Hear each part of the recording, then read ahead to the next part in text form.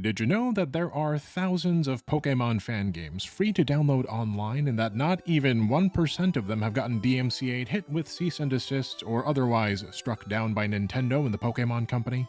Some of them were amongst the best fan games ever made, however. Pokemon Prism, Pokemon Glazed, heck, Pokemon Uranium got nominated for the Game Awards. It might have won, too, if Nintendo hadn't gotten it pulled from the running. My name is Mooney. In real life, I'm a lawyer, but I also make videos on my own channel. Today, though, Did You Know Gaming brought me on for my legal expertise and, I'm told, my calming vocal presence. So in this video, we're going to look at the history of lawyers versus fan games and what made that unfortunate 1% so special that Nintendo went after them while the rest were left unscathed. We talked to the fan games creators to get their side of the story, see the legal documents they were served, and learn a little bit about their games. You'll see them soon enough, but first, let's hear from Jana Sheep. She owns PokeCommunity.com, a site that stored and distributed Pokemon fan games for the past 2 decades. She estimates they're home to about 5,000 fan games, only about a dozen of which drew the ire of Nintendo. Some were taken down because they gained too much attention or advertised online too heavily, Sheep told us. Others had their own websites and socials which may have been monetized, but monetizing is the worst idea for a fan game creator, especially in the Nintendo space. There's no definitive list out there of every title targeted by Nintendo and the Pokemon lawyers, but it seems they didn't strike down virtually anything fan-related until the mid-2010s. That's when they started to get more protective, some might say aggressive, with regards to Pokemon IP. Like in 2015 when they sued some fans for hosting a Pokemon-themed party with a $2 cover charge. Or when they filed multiple lawsuits against websites for showing scans of TCG cards without their permission. Stuff like that. But it wasn't until 2016 that they got serious about taking down fan games, starting with one that was both monetized and got a lot of attention. More than its creators ever could have dreamed of. The era of takedowns truly began with Pokemon Uranium. A fan game so popular it's got an entire Bulbapedia-style wiki dedicated to it. It was more than a ROM hack. Developed over 9 years in the RPG Maker XP engine, it added 166 brand new Pokemon species along with a new type, Nuclear Pokemon. The 3 starters were Grass/Steel, Fire/Ground, and Water/Electric types that only evolve once, but each have a Mega Evolution to make up for the lack of a 3rd stage. As for the plot, the player's mom disappears after an explosion at a nearby nuclear power plant, so you're sent to live with your aunt in the Tandor region, which is mostly based on Brazil. We won't spoil anything past the beginning, but we will say everything in Tandor seems strangely suspicious, especially the radioactive legendary threatening to destroy the world. Uranium's got everything you'd expect in an official entry, like online trading and battling, plus more, like built-in Nuzlocke and randomizer modes. The game launched summer of 2016 and in just its first week was downloaded by over 1 million fans who hadn't gotten a new game since Omega Ruby and Alpha Sapphire 2 years before. Even mainstream outlets like IGN were covering it. It's not like a tiny little vertical slice. It's like a whole big full-length Pokemon game. It's an entire Pokemon RPG. I really just want to take a moment to appreciate the 3rd gender option there with the they/them pronouns, which is just something you don't see in Pokemon games. Oh, did you hear that little meow? Yeah, that was very cute. Wow, I can't believe they did cries for everything. You can find it on PokemonUranium.com. So give it a shot. It's really, really cool so far. Reviewers loved it. Like CG Magazine, who scored it a 9.5 out of 10 and called it a mature evolution of the Pokemon franchise, more interesting than anything official games had done in a decade. They said Uranium's the game longtime fans deserve. It didn't take long for Nintendo to take notice. We talked to Uranium's 2 main creators, JV and Oripoke. They said a week after launch they got served a DMCA takedown notice which effectively ended their ability to share download links. They figured, okay, that's kinda scary, but we can still continue development and just release patches for the folks who already downloaded it. There were some glitches they needed to fix, post-game content they wanted to add, stuff like that. But things took a turn for the worse a few weeks later when Nintendo served them a cease and desist. A C&D is basically a legal document with a list of demands, literally a list of things you have to cease and desist doing. And if you don't comply with them, well, you might get sued. They found my real name and sent a letter to my house and had me sign for it and everything, Ori told us. We immediately pulled the plug on the website and went dark across all social media. Our tenure as developers of Pokemon Uranium had come to an end. She showed us Nintendo's list of demands. Basically, never share download links again, delete your website, cease development immediately, and don't make another dime off Uranium. Before release, the Uranium website had ads and a donate button to help pay server costs, along with a Patreon pulling in $20 or $40 a month. It wasn't much, but it was enough to make their legal situation more precarious. So they did what pretty much anyone would do in that situation. They gave in to Nintendo's demands. Pretty soon after all of that went down, Uranium got nominated for the 2016 Game Awards in the Best Fan Creation category. But Nintendo shot their nomination down too, along with one for the popular Metroid fan game AM2R. The Game Awards producer and host Jeff Keighley addressed the controversy in one of his live streams.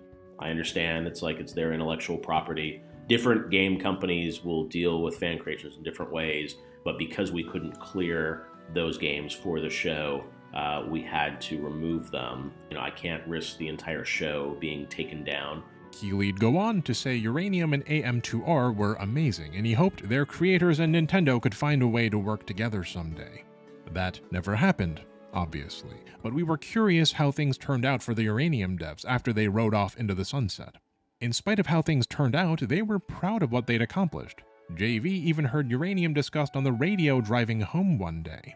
He never expected his fan game would get any mainstream attention, let alone so much of it. He told us, in the end, fan game development led to me being a head of product in a huge financial tech company in Brazil. What I do in my day-to-day is very similar to what I used to do working on Uranium, and I'm very successful at it. As for Ori, she landed in a proper career too, and also does pixel art live streams. We'll drop a link if you want to tune in. You might be wondering what happened to Uranium itself, though. Are you too late? Can it still be found? Well, after the band broke up, a new team picked up the pieces and pushed forward. They fixed the bugs and added more languages and extra modes like different kinds of Nuzlocke. We don't want to narc with specifics, so we'll just say it ain't hard to find the latest version online. The current team's headed up by a couple of new folks, Iron and Unknown Entity, along with dozens of volunteer artists and translators. Before long, they're going to release a post-game expansion that was originally dreamed up by JV and Ori, who couldn't finish it themselves due to the legalities. So in the end, I guess you could say Uranium not only survived the fallout, it's lived on, better than ever. And thankfully, Nintendo's shown no interest in nuking what's left. That said, after taking down Uranium, Nintendo started going after other fan games too, including the absolute classic Pokemon Brown. Brown was sort of the first complete ROM hack that felt like a whole new adventure and helped inspire thousands of ROM hacks made ever since. It originally came out in 2004 as a hack of Pokemon Red, but with a new story and set in a new region called Region. And yes, that is the correct pronunciation according to its creator, Cool Boy Man. The region was loosely based on the San Francisco East Bay area in California, though the geographic inspiration was toned down so region could get relocated south of Johto to allow brown players to visit southern areas like Azalea City and the Ilex Forest. The story takes place 6 years after Gold and Silver and follows the humble beginnings of a young trainer as they collect 8 badges, take on a resurgent Team Rocket, and ultimately become the region's champion. Like I said, it's a classic old ROM hack, so the plot doesn't mess with success and mostly just remixes what came before. Brown doesn't include any fake mon. The initial release only had the original 151, while updates over the next decade added 74 more from future generations. Some new elemental types were applied to pre-existing Pokemon as well, like wind, wood, and sound. There are new cities, gym leaders, and music. It's basically just more Gen 1, and thus appeals most to fans seeking 90s nostalgia. Unfortunately, Brown got hit with a cease and desist in late 2016 along with both of its sequels. That's right, there's a whole trilogy of region games and Nintendo went after all of them. We'll get into the nitty-gritty of the takedowns shortly. But first, let's take a look at Brown's direct follow-up. Prism's A Hack of Crystal version set 5 years later where you play as the child of Lance the Dragon Master. The story starts on a camping trip with your mom, but you soon get separated by a landslide, then venture into a dark cave where you find a scared and lonely Larvitar. That'll be your starter for this adventure. From there, you'll travel the world, get thrown in jail, blow up caves, build bridges, and lots more in your journey to reunite with your mom and eventually your estranged father. Naturally, you'll collect badges and unravel the region's mysteries along the way. Prism's mostly set in the Naljo region, but if you want to collect a dozen more badges in the post-game, you can also return to the region, along with parts of Kanto, Johto, Sevi Islands, and the Tunod region. Tunod's the setting of Pokemon Glazed, which was in a sort of shared universe with Cool Boy's trilogy. Nintendo eventually went after Glazed too, but we'll get to that later.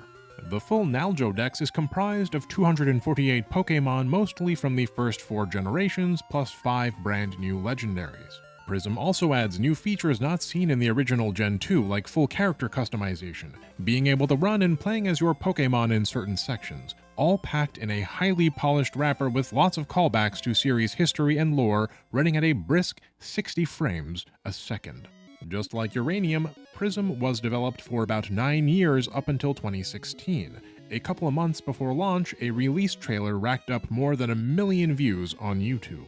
Right after that, a playable beta debuted on Twitch Plays Pokemon, a channel with hundreds of thousands of followers, who beat it over the course of a couple of weeks. All that was a lot of attention for a ROM hack, on par with what Uranium achieved a few months earlier. Prism was gonna release on Christmas Day, but just 4 days before, Nintendo sent Cool Boy a cease and desist letter. We'll flash it up on screen if you want to read it, but to summarize in layman's terms, it basically said, hey, it's cool you love Pokemon so much, and we know you're not making any money. Nintendo appreciates the dedication and passion of its fans. That said, we know who you are. We've seen your website. We have your Facebook. And this ends now. Before Christmas. So here's our 5 demands. Demand number 1, immediately cease development of Pokemon Prism and never share what you've made thus far. Number 2, delete all download links. Number 3, just go ahead and shut down your whole website while you're at it. Number 4, confirm for us in writing that you've done all that. And number 5, never use our intellectual property ever again. You've got 48 hours to comply, or else. Cool Boy wondered if he was being made an example of and told us it was devastating, especially so close to the release date. Prism was a free game that I never profited a cent from. It was a passion project fueled by my love for the Pokemon IP. I still support Nintendo, especially since there are thousands of people who work hard to make great games. But when you have unofficial games on the App Store with ads and microtransactions, it makes more sense for that to be their main priority. Regardless of how he felt, he ultimately gave in to all 5 demands. But as fate would have it, the story didn't end there. Cool Boy spent 8 years making Prism, but in the 9th year he got help finishing it, meaning some other devs also had access to the files when it was 99% complete. We won't get into the who, what, where for legal reasons, but after Nintendo's letter, one of those devs leaked Prism's source code online. When that happened, a team called Rainbow Devs picked up the pieces and finished Prism's development. With the thinking basically being, hey, Nintendo said Cool Boy had to cease and desist, but they never sent us a letter, so we don't have any legal obligations or liabilities whatsoever. Then they released it, and Prism went on to become one of the most beloved fan games of all time. Not only that, but they've continued updating and adding content up to this very day. They also made it open source, so if something happened to them, someone else could come along and take their place. They've taken Pokemon Brown under their wing too. In fact, they released a major update for Brown this very week, fixing bugs, grammar, and adding new stuff too, like Galarian forms. All to celebrate this year as Brown's 20th anniversary.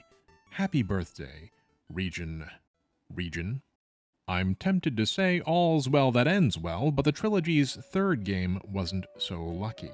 Pokemon Region Adventures was a Fire Red hack taking place 15 years later in the timeline. It was developed simultaneously with Prism, though mostly under a different creator, a guy named Haruki Hanai, with Cool Boy serving as story consultant. You play as the child of Brown's protagonist, collecting badges in a new and expanded region heavily affected by the passage of time. A little more of Johto was reachable as well.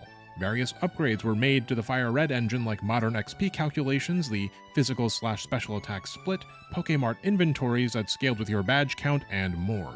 Betas were released in the late 2000s, but when Cool Boy got C&D'd, shutting down region adventures was a stipulation in Nintendo's list of demands. As a result, the game was never finished, and big chunks like more Pokemon, cities, and an entire extra region based on Australia never got released, even though some of it had already been developed. As you can hear, it didn't end up with a unique soundtrack either. Presently, no one's working to complete region adventures, but series fans can still go back and play the betas, which were finished up to the first 8 gyms in Pokemon League and managed to win Poke Community's Hack of the Year award in 2008. As for Cool Boy, after his forced retirement from ROM hacking, he went on to have a career in the games industry working for big studios like Electronic Arts. Currently, he's working on an animated pilot called Power Saurians and also trying to get his own IP off the ground for a console monster tamer, the Wuxing. And before we move on, we also want to thank the trilogy's current producer, Kip from Rainbow Devs, who caught us up on recent events and helped make sure everything's accurate. There's more games coming up, but first, some of y'all are probably wondering, why did Nintendo suddenly get so litigious in 2016? Why not a decade earlier when Brown and other ROM hacks first rose to prominence? We talked to a Pokemon Company lawyer, who you'll see in a future video. But for now, the relevant part of our interview is that summer 2016 is when Pokemon Go came out. Nintendo didn't want gamers going to IGN, seeing several Pokemon fan games like Uranium and Prism, and then end up downloading one of those instead.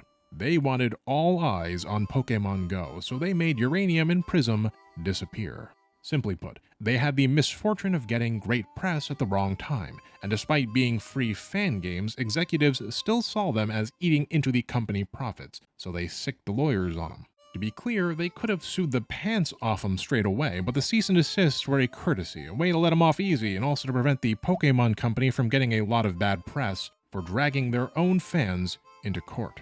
That wouldn't look good on the front page of IGN either. As for Brown and Region Adventures, they got caught in the crossfire due to their connections with Prism. Later takedowns occurred for different reasons, which we'll now examine, continuing in chronological order based on the takedown date. Roblox is a game that a lot of older gamers are vaguely aware of but have never played. We won't go into too much detail, but all you really need to know is that it's an online creation system where users can make their own games inside Roblox that other people can play. To say that it's popular would be an understatement. Recent figures show Roblox with 164 million monthly active users, including half of all American kids under the age of 16. You heard that right. Half of all American kids play Roblox. So, of course, some of them made their own Pokemon games in Roblox, the most famous of which was Pokemon Brick Bronze. Mostly made by two brothers, Brick Bronze launched in 2015 and played pretty similar to a mainline Pokemon game. After picking any starter from the first 7 generations and finding out your parents have been kidnapped by Team Eclipse, you're off to explore the Roria region and collect 8 badges. There was also the Trade Resort and Battle Coliseum for trading and battling with other players. Over time, nearly the entire National Dex was added through updates along with Mega Evolutions and Z-moves. It's hard to overstate just how big a deal Brick Bronze got in its heyday. It had millions of fans with over 800 million logins. Let's Players were getting massive views, mainstream press was covering it, and the game was making a lot of money. It was free to play, but full of microtransactions for everything from Master Balls to extra PC boxes. Want to use XP Share? That'll be 5 cents. Increase your odds for finding shinies? 50 cents. If you recall, attention and especially monetization are the two things most likely to get a fan game in trouble. The Pokemon Company let it slide a few years, but in 2018, the Brick Bronze team announced they were getting forcibly shut down. There were other monetized Roblox games like Project Pokemon that also had millions of players. Some of them included literally gambling for Pokemon with real money. But pretty much all those games got shut down too, one after another. These weren't cease and desists, by the way. They were DMCA takedown notices, basically Nintendo contacting Roblox and saying, "Would you be so gentlemanly as to shut down these games, please?" And Roblox said, "Of course, happy to." Because they've got millions more games and they're not going to risk their whole operation just for a few copyright infringers. So that was that. Afterwards, a lot of the creators went on to make other Roblox games, like the Brick Bronze Brothers, who made a direct sequel called Lumion Legacy, which is still set in the Roria region, but now with legally distinct monster designs.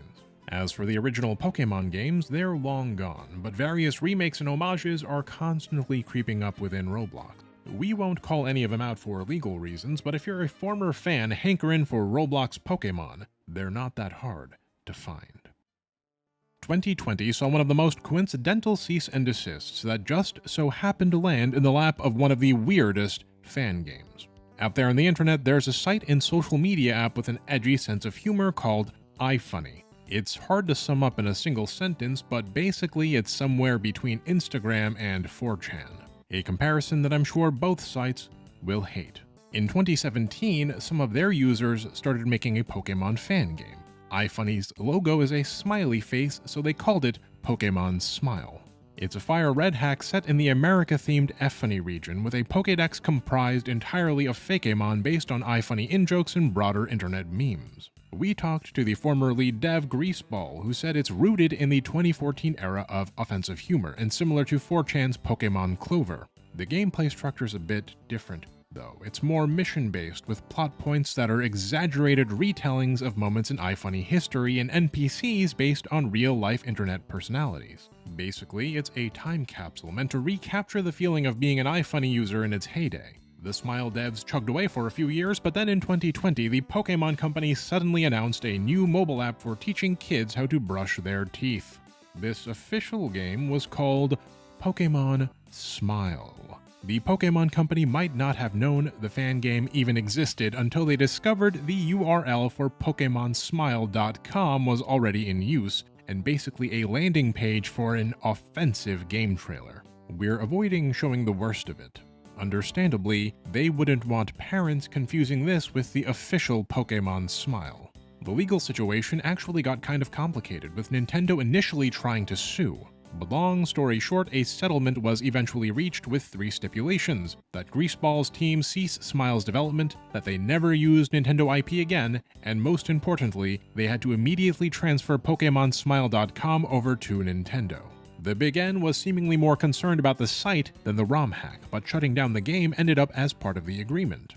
The legal proceedings dragged on for longer than expected, so the transfer actually happened after the official game released. Here's what PokemonSmile.com looked like on release day, and here's what it looks like now. After the settlement, Greaseball got the legal papers printed on a t-shirt and wore it around for the lulz. He was 17 at the time of the legal proceedings, by the way. After Greaseball ran off, development was restarted from scratch by a guy named Slimebox, and rebranded as Pokemon Noon. About a year ago, they released a 10-hour demo that goes up to the second gym, and they've got a collaboration with 4chan's Pokemon Clover coming up, with both games soon to include crossover content from the other. Slimebox said only the beginning of the game is deliberate edgelordism, and gave us a private peek at later content currently in the works. And honestly, objectionable content or not, it's hard to deny that they're putting in insane amounts of effort into their ROM hack. There are currently about 24 guys who say they've only gotten more ambitious since the shutdown. The soundtrack alone is already about 100 tracks. At their current rate of progress, they're hoping for a full release before 2030. In early 2022, a fella named Dragon tweeted out this footage and said, "Last month I started working on developing a Pokemon first-person shooter." The tweet immediately went viral, racking up over 100,000 likes and retweets. IGN, Nintendo Life, heck even USA Today wrote articles about it. In less than a week, the footage was gone. Pretty much anyone who reposted it, their footage was gone too. We're actually kind of nervous including it in this video, to be honest, but whatever. The point is, lawyers found the footage and didn't like it. Pikachu and his cuddly friends getting mown down with machine guns aren't the sort of visuals that they want associated with their wholesome image. According to Dragon, Nintendo didn't sue him or even send a cease and desist. They just zapped him with a DMCA takedown, which is a lot less scary than a C&D since you don't have direct contact with a claimant and you're less likely to end up in court. Dragon said he had nothing but love for the company that got him into game design and was going to continue development, minus the Pocket Monsters. A couple of weeks later, he tweeted a video of what looked like a roguelike FPS where, quote, "You travel to different worlds, upgrade guns, and fight bosses." It only got 150 likes this time.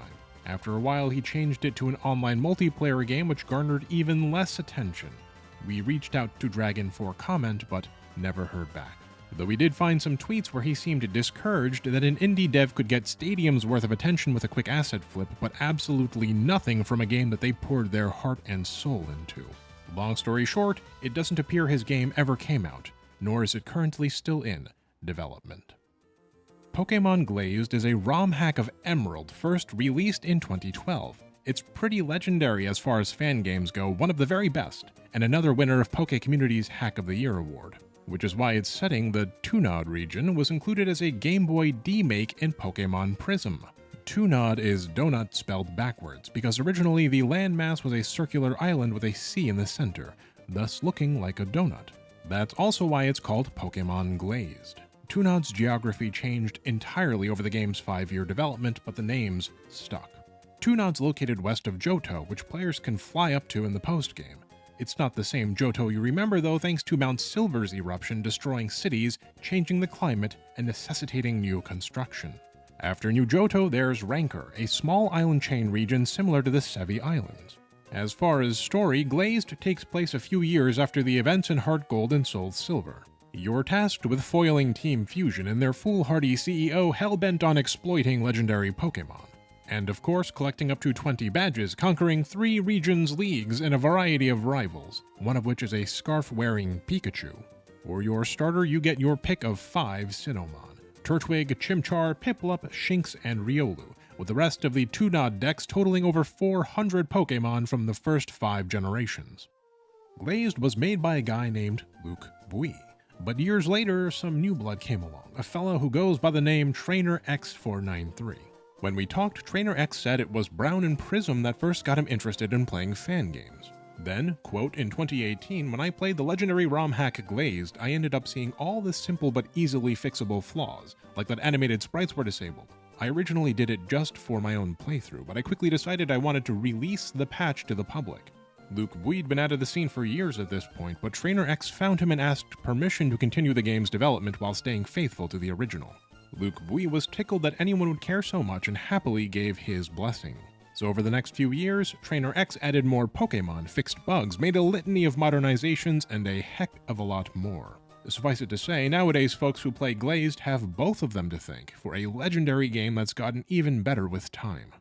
But in 2022, Glazed suddenly got taken down, along with 3 other ROM hacks that we'll get to in a minute.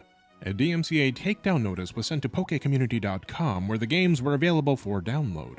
PokeCommunity couldn't show us the letter because sharing some of its contents was against the law, but they were willing to quote excerpts and confirm that yes, these 4 games were specifically targeted.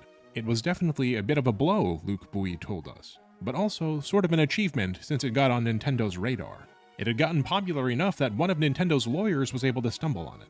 Glazed had a good, solid run before the DMCA, and it influenced a lot of folks. Even today, I meet people who played it as teens. It certainly would have been more devastating if it had gotten the axe before it was finished.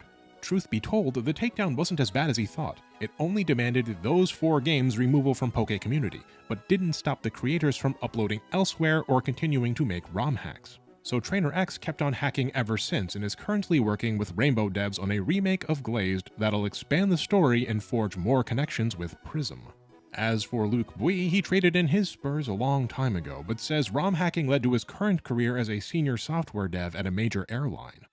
Sometime after we talked, we discovered Luke Bui's achievement wasn't what it seemed.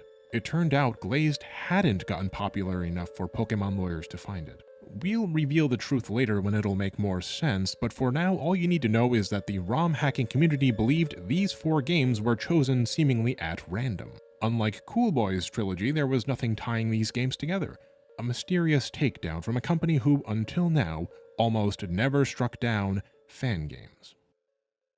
Another of those 4 DMCA games was Pokemon Flora Sky. It's set in Hoenn, but completely remade with new towns, gym leaders, and a story that draws from Emerald, as well as the movie Giratina and the Sky Warrior. It's an Emerald hack with a few upgrades thrown in, like a day-night cycle and being able to teleport and change the time of day at any Poke Center. It also gives you the choice of Gen 4's starters with hundreds of more Pokemon to catch from the first 5 generations. The game was released in 2010 by Sky, who self-inserted their own persona as the rival character.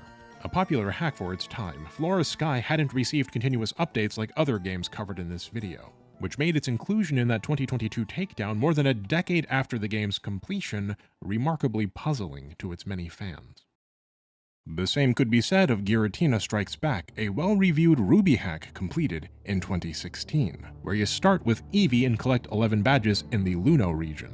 Along the way, you'll also need to thwart Team Genesis' evil plans to conquer the planet by releasing Giratina from the Distortion World. It's pretty story-heavy compared to most ROM hacks and has some very unexpected crossovers with franchises like Metroid, Star Wars, and Digimon, but we won't spoil more than we have already. Incidentally, those kinds of crossovers do increase your chances of attracting Nintendo's legal attention. That's not the reason this game got hit, but it's worth keeping in mind for ROM hackers who want to stay off their radar.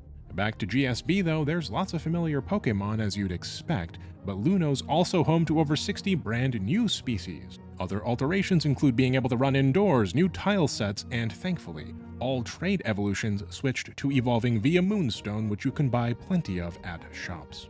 The guy who made Giratina Strikes Back over 5 years, a fella named Slew, told us since it was just a DMCA, he's not gonna stop hacking.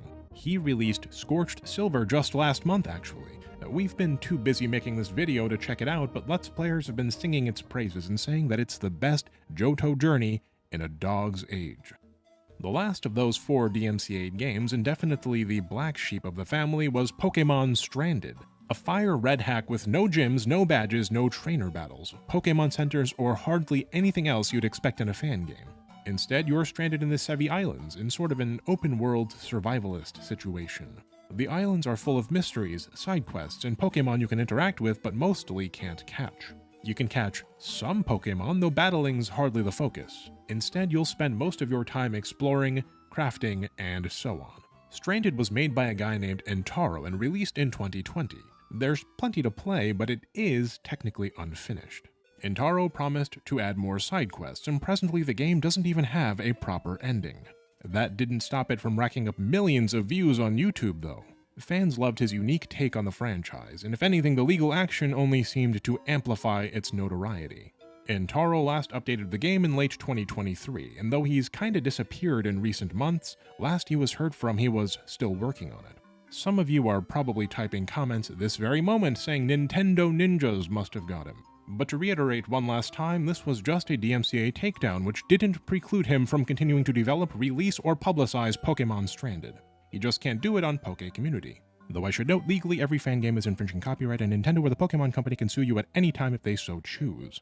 That said, they almost never act on their right to do so. It's bad PR to sue fans, so unless ROM hackers are profiting or damaging sales of official games more than any other fan game, historically, your chances of getting dinged are close to nil. If you're a Pokemon fan, you've probably heard of Palworld. Many accused it of being a ripoff or said it was just Pokemon with guns, especially after some were upset that it sold 25 million copies, the same as Scarlet and Violet. Nintendo hasn't gone after Palworld itself, but when it released in early 2024, they did go after a Palworld mod. YouTuber Toasted Shoes got a pre-release copy of Palworld and paid some devs to mod Pokemon into it. They finished it before the game was even out yet. Then Toasted posted footage on his social media accounts. That's kind of his shtick, having mods made and showing them off. But this time, he flew too close to the sun. His Pokemon quickly went viral and got mass coverage from mainstream news outlets. Just 12 hours later, Nintendo had already seen it and hit him with a DMCA takedown. Again, that's getting off pretty easy. When we talked to Toasted Shoes, he said they just contacted Twitter, TikTok, and YouTube and told them to delete the videos. In most cases, that's all the DMCA takedown really is. Rumors spread that he was selling the mod or putting it behind a Patreon paywall, but he insists it was always his intention to release it for free. It didn't make much difference to Nintendo, though. Palworld already had their full attention, so of course the moment Ash Ketchum and Friends got inserted and hit the front page of Kotaku, they were gonna know. And they weren't gonna stand for it. Understandably, after all the hubbub, Toasted was too scared of getting sued to upload the mod anywhere, free or not. Presently, it remains dormant on his PC, and no further legal action was taken. We said earlier that only roughly a dozen Pokemon games have gotten zapped, and that's true. in that only a dozen were specifically targeted. But a few months ago, hundreds of ROM hacks got shut down all at once, or to be more precise, the site distributing them got shut down.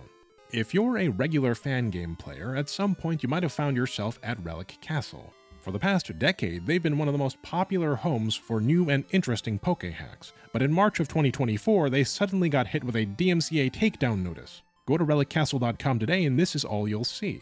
It's gone.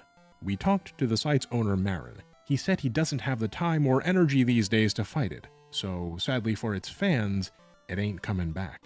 All its games were backed up though, and another group's currently working to upload it all somewhere else on the internet. We won't say where, cause you never know who's watching these days. That said, Relic Castle fans shouldn't have trouble finding out by word of mouth. As for why the takedown happened, Marin told us that they were home to roughly 500 fan games, which is only a tenth as many as Poke Community and less than many other peers as well. He doesn't know why they were singled out. Nothing was monetized or got unusual amounts of attention lately, so why them? Well, it seems that what actually happened is that they were chosen by an artificial intelligence. Marin showed us the DMCA claim, which was initiated by a company called Tracer, acting on behalf of the Pokemon Company International with their authorization. Tracer's website says they use, quote, AI curated to protect and grow your intellectual property assets. They send out web crawlers to hunt for copyright infringement, basically. We got in contact with Tracer and did some outside fact-checking to make sure the DMCA was real. Long story short, it's legit. It seems the Pokemon Company really is using AI to enforce copyright laws, which is ominous news for fan game creators. It's expensive to have lawyers track down ROM hackers and serve them legal documents, which is part of the reason why it so rarely happens. But especially as technology develops, AI could potentially find you in seconds for pennies on the dollar. Digging deeper, we discovered Tracer was also responsible for the DMCA that took down Glazed, Stranded, and Giratina Strikes Back. That's why those 4 games got chosen and not the 5,000 other ROM hacks on Poke Community. It wasn't a human that randomly picked him out of a haystack. It was AI. So mystery solved, I guess. And just looking around online, it seems other creators might have been hit by Tracer as well. And more of these AI companies keep popping up at a quicker and quicker pace, representing brands like EA, Viacom, and Tetris. Maybe this is the start of a new era the world over where AI rigorously enforces all copyrights across the entire internet. And not just ROM hacks, we're talking the whole kit and caboodle. Or maybe we're getting ahead of ourselves. These AI takedowns are relatively recent, so it's too soon to know what happens next. Oh, don't get us wrong, the dystopian future is coming. You'll be watching AI YouTube videos and dodging robot lasers before you know it. On a long enough timeline, it's inevitable. That Pokemon lawyer we talked to, he said AI is the industry's future. But for now at least, ROM hackers hopefully don't have too much to worry about. Nintendo and Pokemon's reputations portray them as some of the most litigious companies out there, striking down every fan game they can find.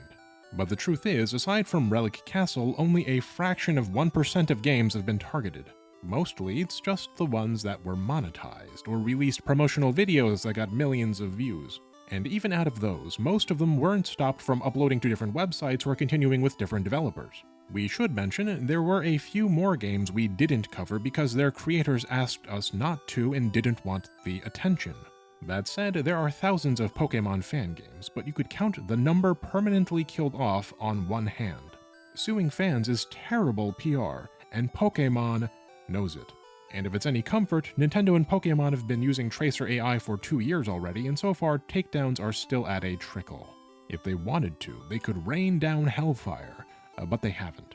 For the sake of the passionate fan gamers, we can only hope that it stays that way, and that humanity can hold back the coming AI apocalypse for at least a little while longer.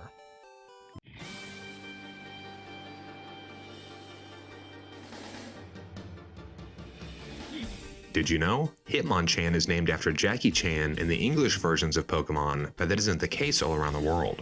In Japan, Hitmonchan is named after Japanese boxing champion Hiroyuki Ebihara, and in France, he's named after Mike Tyson. In total, there were 6 different language versions of Pokemon's first generation: Japanese, English, French, German, Spanish, and Italian, and they're all different in their own unique ways.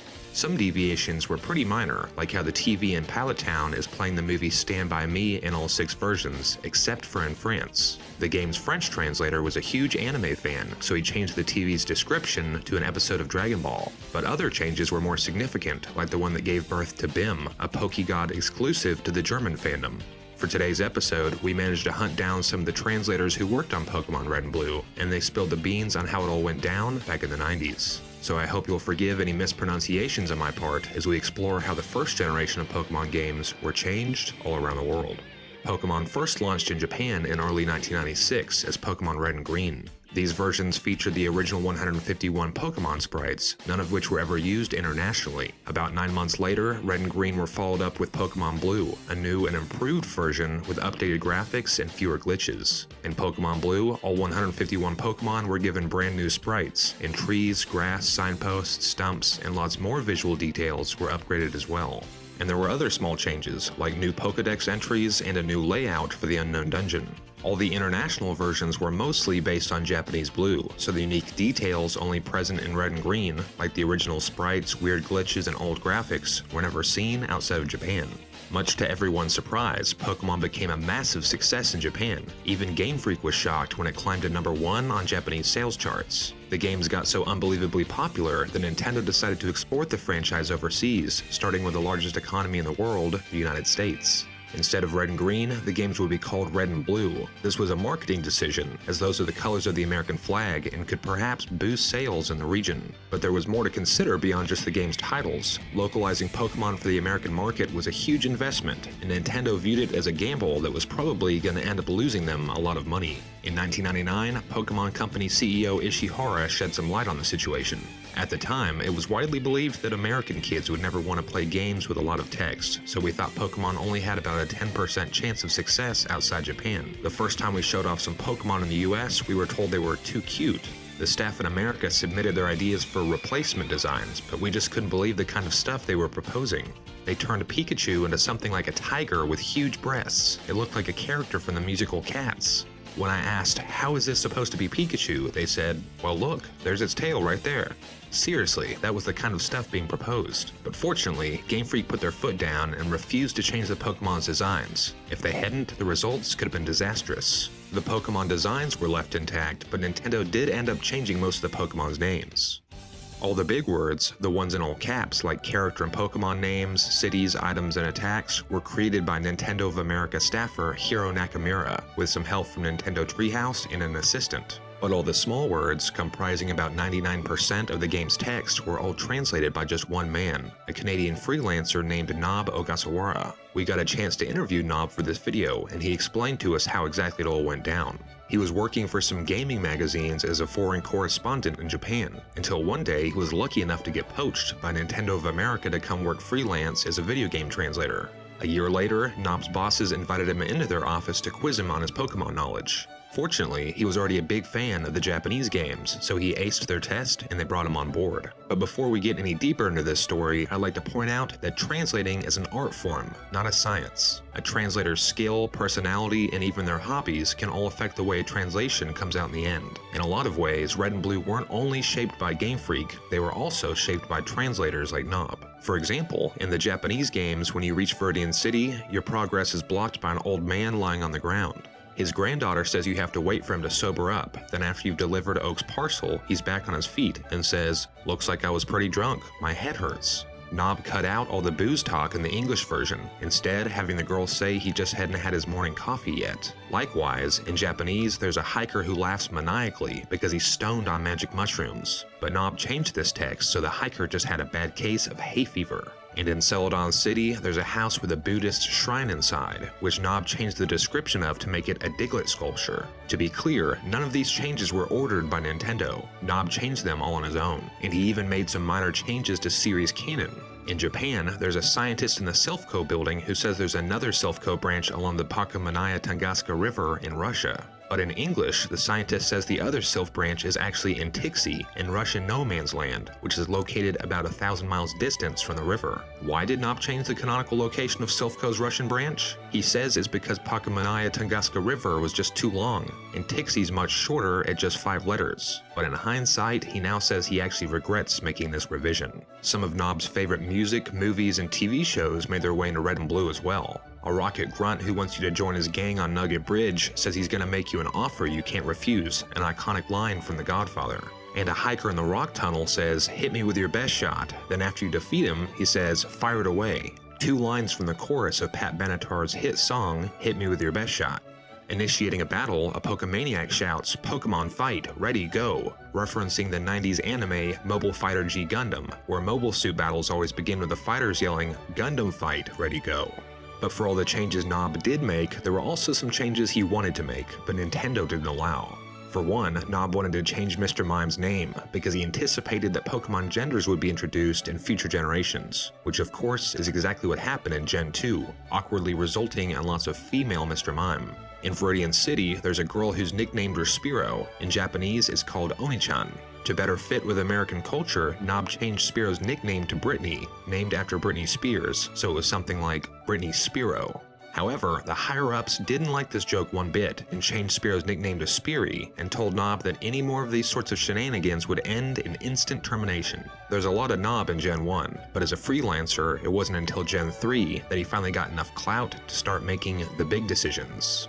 Knob's English translation was later used as a base and localized for the German, French, Spanish, and Italian markets. Each language was handled by 1 or 2 translators apiece, all working side by side at Nintendo of Europe HQ in Germany.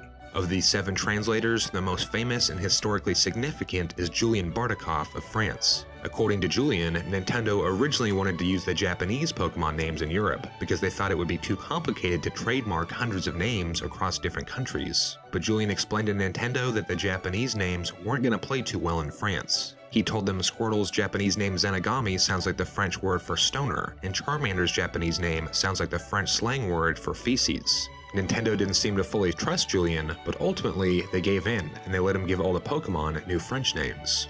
And thanks to Julian, France may have ended up with the best name localizations of any region, better even than the English games. We interviewed Julian and he told us that he implemented as many legends and fairy tales into Pokemon names as possible. For example, he named the legendary bird trio after the Nordic gods Odin and Thor, as well as Ra, the Egyptian sun god. The French name for Beedrill drew inspiration from the Three Musketeers' D'Artagnan, and he named Gyarados after Leviathan, the Bible's gigantic sea serpent. He named Farfetch'd Canartichoke, which means duck artichoke. This confused a lot of fans because Farfetch'd actually holds a leek, not an artichoke. But Julian says this was actually his idea of a prank, a way to trick fans into thinking that Farfetch'd had an evolved form that wields an artichoke. Knob almost got fired for nicknaming a Spearow after Britney Spears, but Julian had a lot more freedom to make his mark on Kanto. In English versions, there's a Farfetch'd nicknamed Dux, but Julian changed his nickname to Julio, named after himself of course, and he nicknamed a few more Pokemon after some of his best friends. And just like Knob, Julian injected many of his own interests into the games as well. One of Koga's lackeys in the Fuchsia City Gym references a Japanese show that was popular in France at the time, Space Sheriff Gavin.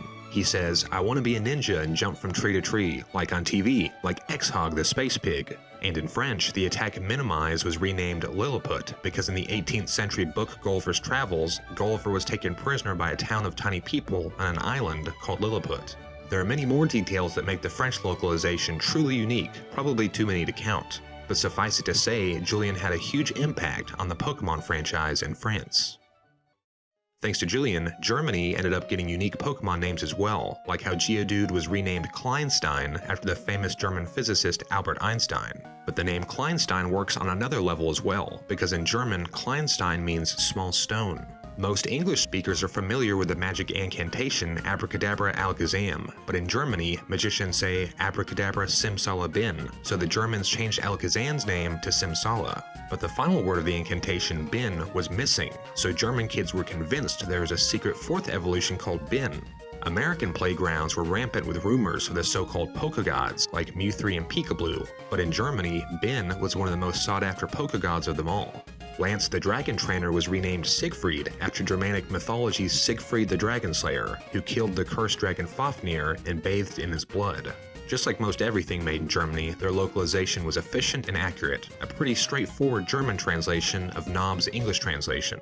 It didn't contain too many errors, but also maybe didn't employ as much imagination as the French version.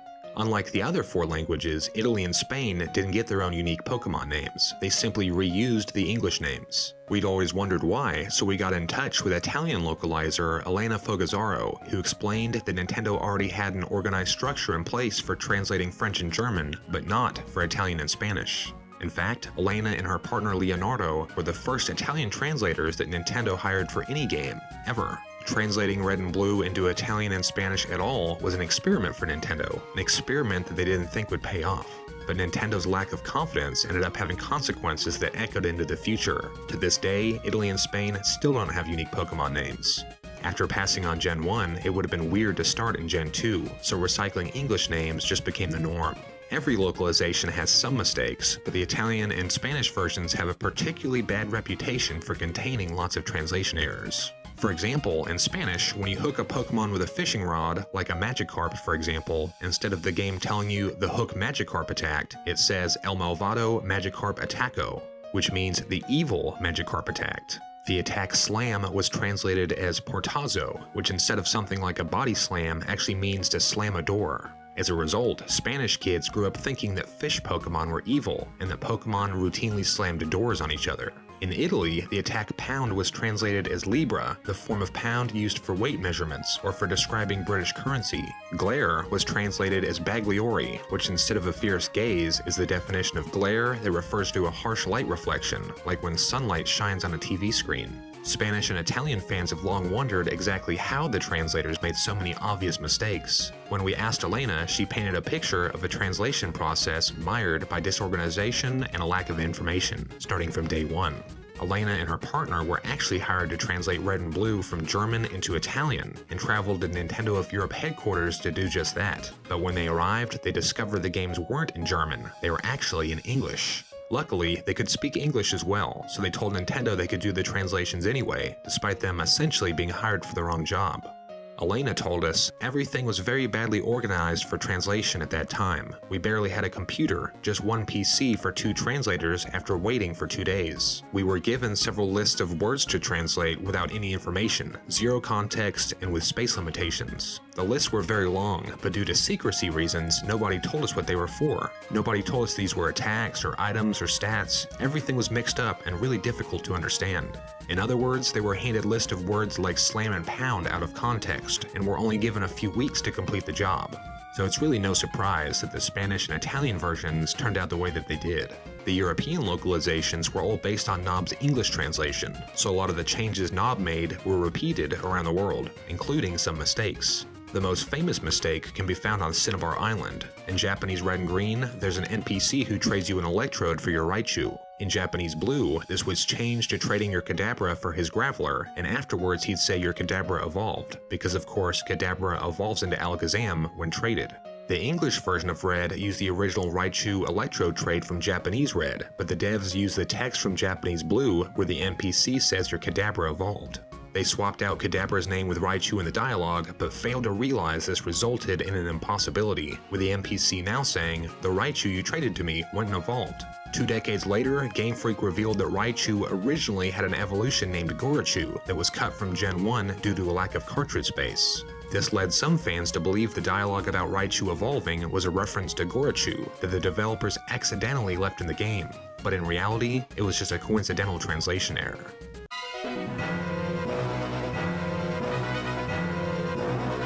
Did you know Zekrom and Reshiram weren't originally black and white in color? According to Gen 5's art director Ken Sugimori, they were initially more colorful, as Sugimori thought monochromatic designs were boring and wouldn't look good on the game's box art. But later in development, he was persuaded to remove most of their colors to better express Gen 5's theme of polarity, or extreme opposites. The alternate artwork included in the game's manual actually depicts Zekrom and Reshiram from earlier on in the design process, which ended up getting repurposed as what they look like when they're powered up. But Sugimori implied they were originally even more colorful than that, so it's possible the dragon's unused colors made their way into black and white Kyurem's designs a few years later. On the other hand, Unova's Elite Four originally were all black and white, with Chantal and Grimsley in all black, and Marshall and Caitlin all white. But before the game's release, color was added to the Elite Four, while color was removed from the legendary dragons. Except for the spin-off games Pokemon Colosseum and Gale of Darkness, which were set in the Arizona-inspired Ore region, the first 4 generations were all set in regions based on real-life places in Japan. But the trend was broken after series director Junichi Masuda visited Manhattan on a 2007 promotional tour, and was so impressed by the city's diversity that he decided to make it the basis of the next Pokemon region. Just after Gen 5's launch in Japan, he told Nintendo Power, "I visited New York for the launch of Diamond and Pearl, and spent a lot of time wandering around. I was impressed with how many different nationalities of people lived there, and the individual communities with their special events and street festivals. It had such an international feel, like a world without borders. It seemed like it would be an ideal setting for a video game, and that inspired me to give it a try." Masuda later admitted to then Nintendo president Satoru Iwata he also had a personal interest in choosing New York because in addition to being the series director, he was also the music composer. In the past, the Pokemon Company hosted a series of concerts in all the Japanese regions their games were set in, including the real-life region of Kanto. Masuda dreamed of seeing his music performed in the world-famous theaters of New York on their next concert tour, and this desire was part of his motivation to make New York the setting for the 5th generation. Masuda's favorite classical composer was Igor Stravinsky, a 19th century conductor that influenced Masuda while making music for Pokemon games. Stravinsky played at New York theaters like Carnegie Hall and ultimately spent his final years in New York and died on 5th Avenue, so it must have meant something quite profound for Masuda to follow in Stravinsky's footsteps in the New York theater scene. But after Black and White were already finished, Masuda found out it would be too complicated and expensive to fly their Japanese orchestra to the United States, so the New York concerts he'd been dreaming about never became a reality. If he had known that from the start, Gen 5 may have taken place somewhere else and have turned out completely different. Japan is one of the most homogeneous countries in the world, with a population that is almost 98% Japanese, but New York is made up of countless different races and cultures, so Masuda was determined to make Unova the most diverse region yet, both with its human characters as well as its Pokemon. It was decided that Gen 5 starters would stand for 3 unique cultures. The Snivy line would represent Europe, the Tepig family, China, and the Oshawott line would represent Japan. According to Ken Sugimori, Serperior was inspired by Lady Oscar, the star of the 1970s manga The Rose of Versailles. Lady Oscar was a girl raised as a man to take her father's role as the captain of the French Palace Guard. But when the French Revolution turned the country upside down, she renounced her title and joined the lower classes, marching on the Bastille. In the end, she's shot by soldiers during the siege and dies of her wounds just as the revolutionaries take control of the prison. Sugimori says Embor was inspired by another fallen soldier, Zhang Fei, from the classic Chinese novel Romance of the Three Kingdoms. Based on a real historical figure from nearly 2,000 years ago, Zhang Fei was a war general known for his bravery and loyalty, but also his drunkenness and hot temper. His story comes to an end when he's killed by his own soldiers, so they can defect to the enemy Wu Kingdom and present his decapitated head as a gift to the Emperor. The water starters, however, were never associated with a specific character. Instead, Sugimori says they're meant to symbolize the lifespan of a samurai, from a child that grows into a military commander. In their efforts to make the human characters as diverse as possible, Game Freak also took body types into consideration. Gym Leader Clay represents a Japanese businessman that moves to New York City seeking fortune, and since the game didn't have any rotund gym leaders yet, the designers made Clay short and fat purely for the sake of inclusion. Gym Leader Skyla was created as a woman who is a leader of men, which is why all of the lower-level trainers in her gym are male workers and pilots. Game Freak made Lenora the series' first black gym leader, instilling her with motherly qualities and a work apron for digging up fossils. But their good intentions backfired after Lenora's design was interpreted by some fans as a racist depiction of the mammy housekeeper stereotype, made even worse by the fact her gym leader title in the Japanese version was Natural Born Mama. As a result, lots of details surrounding Lenora were censored when the games, anime, and manga were brought to the West, starting with her title, which changed to An Archaeologist with Backbone, and her official artwork, which was changed from Lenora wearing her apron to having it thrown casually over her shoulder. 3 episodes of the black and white anime had her apron censored out when they aired internationally, and it was removed from the Pokemon Adventures manga altogether. Gen 5 was also the first generation to have a female professor. This was thanks to Sugimori, who says Professor Juniper was originally a man until halfway into development when he insisted the character should be changed into a woman.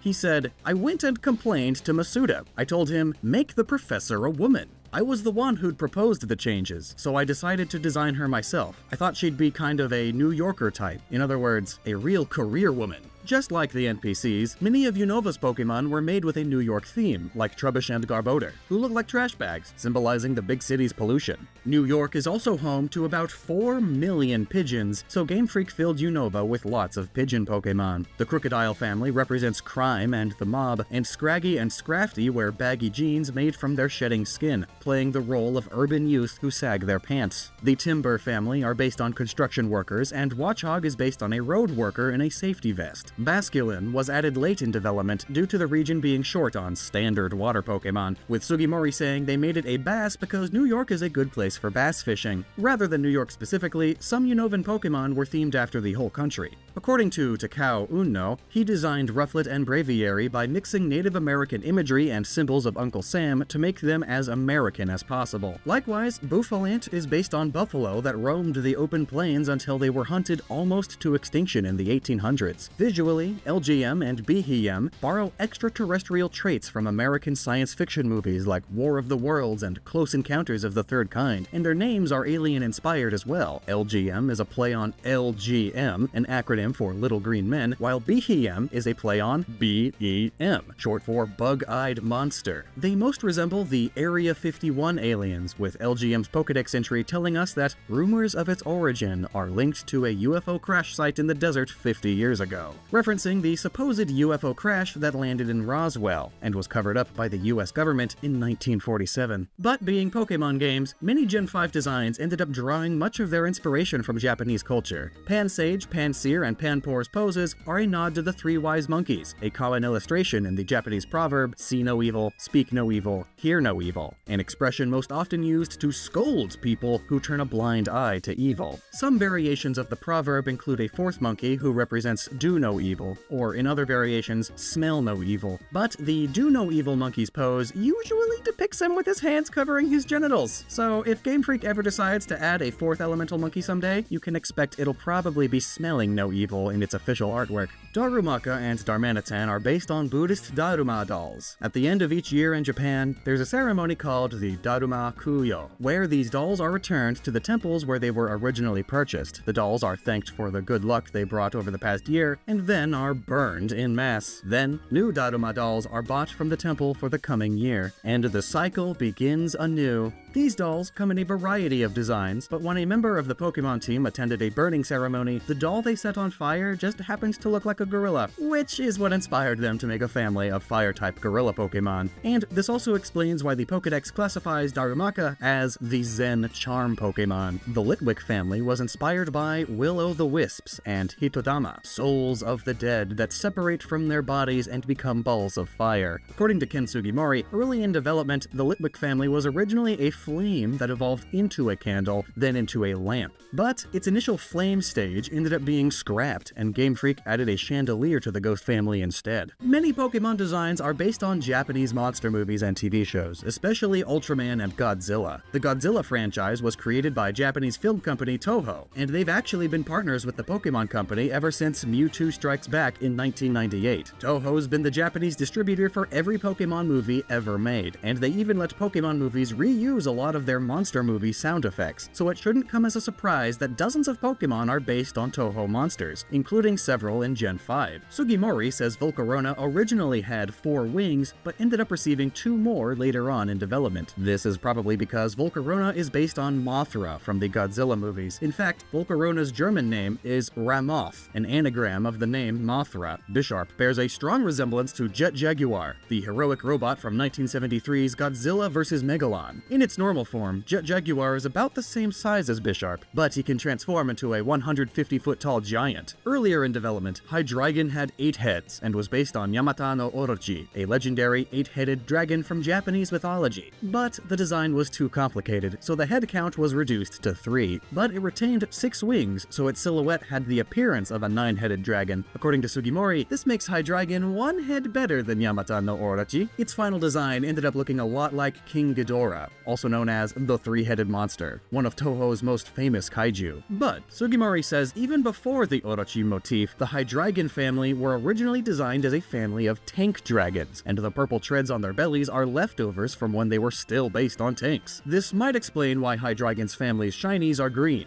since Pokemon's beta colors are sometimes repurposed as their shiny colors. This may have happened to Dwebble as well, who's got a red shiny and was probably fire type earlier on in development. Sugimori says Dwebble and Crustle were originally furnace Pokemon with shells made out of kiln-fired pottery, but their designs were revised. Masuda told the design team to make Gen 5's Pokemon cooler than the Pokemon from previous gens, which led to most Unova designs having sharper angles, whereas earlier Pokemon were much more round. In a series of Japanese magazines Did You Know Gaming had translated for this video, Ken Sugimori revealed many secrets about Gen 5's Pokemon, like that Stunfisk was originally a blue goosefish and was created as the world's flattest Pokemon. But later in development, Stunfisk was revised into a brown flounder, and had its water and electric typing changed to ground and electric. Sugimori's team also came up with an ant Pokemon who would have been the world's smallest Pokemon, but it didn't make the final cut. The Petalil family originally had 3 stages, but one stage got cut due to Unova having too many grass-type Pokemon. Early in development, there was also a family of snail Pokemon who were meant to serve as prey and get eaten by the Carablast family, but they were replaced with the Shelmet family, who initially didn't have a connection with Carablast, and Haxorus was actually made during Platinum's development, making it the very first Unova Pokemon. It was designed even before Axew and Fracture, who were made by reverse engineering Haxorus's design. The same way, Bulbasaur, Charmander, and Squirtle were reverse engineered from Venusaur, Charizard, and Blastoise during Gen 1's development. Another secret is that lots of fans probably don't realize Serperior actually has hands. It just keeps them folded behind its back so it looks regal. Early in development, Pokemon designer Yusuke Omura was visiting an aquarium, and there just happened to be an otter exhibit right next to a live sea lion show, which inspired him to make Oshawott, an otter, evolve into Samurott, a sea lion. And one other time, Omura was fishing and accidentally hooked a giant, disgusting eel on his fishing rod, inspiring him to make the Electric family. According to Sugimori, Volibeye uses dead Pokemon's bones as a nest and grows up inside of them. Mandibuzz wears a jawbone as a skirt, and their bones fit together to make an upside-down skull.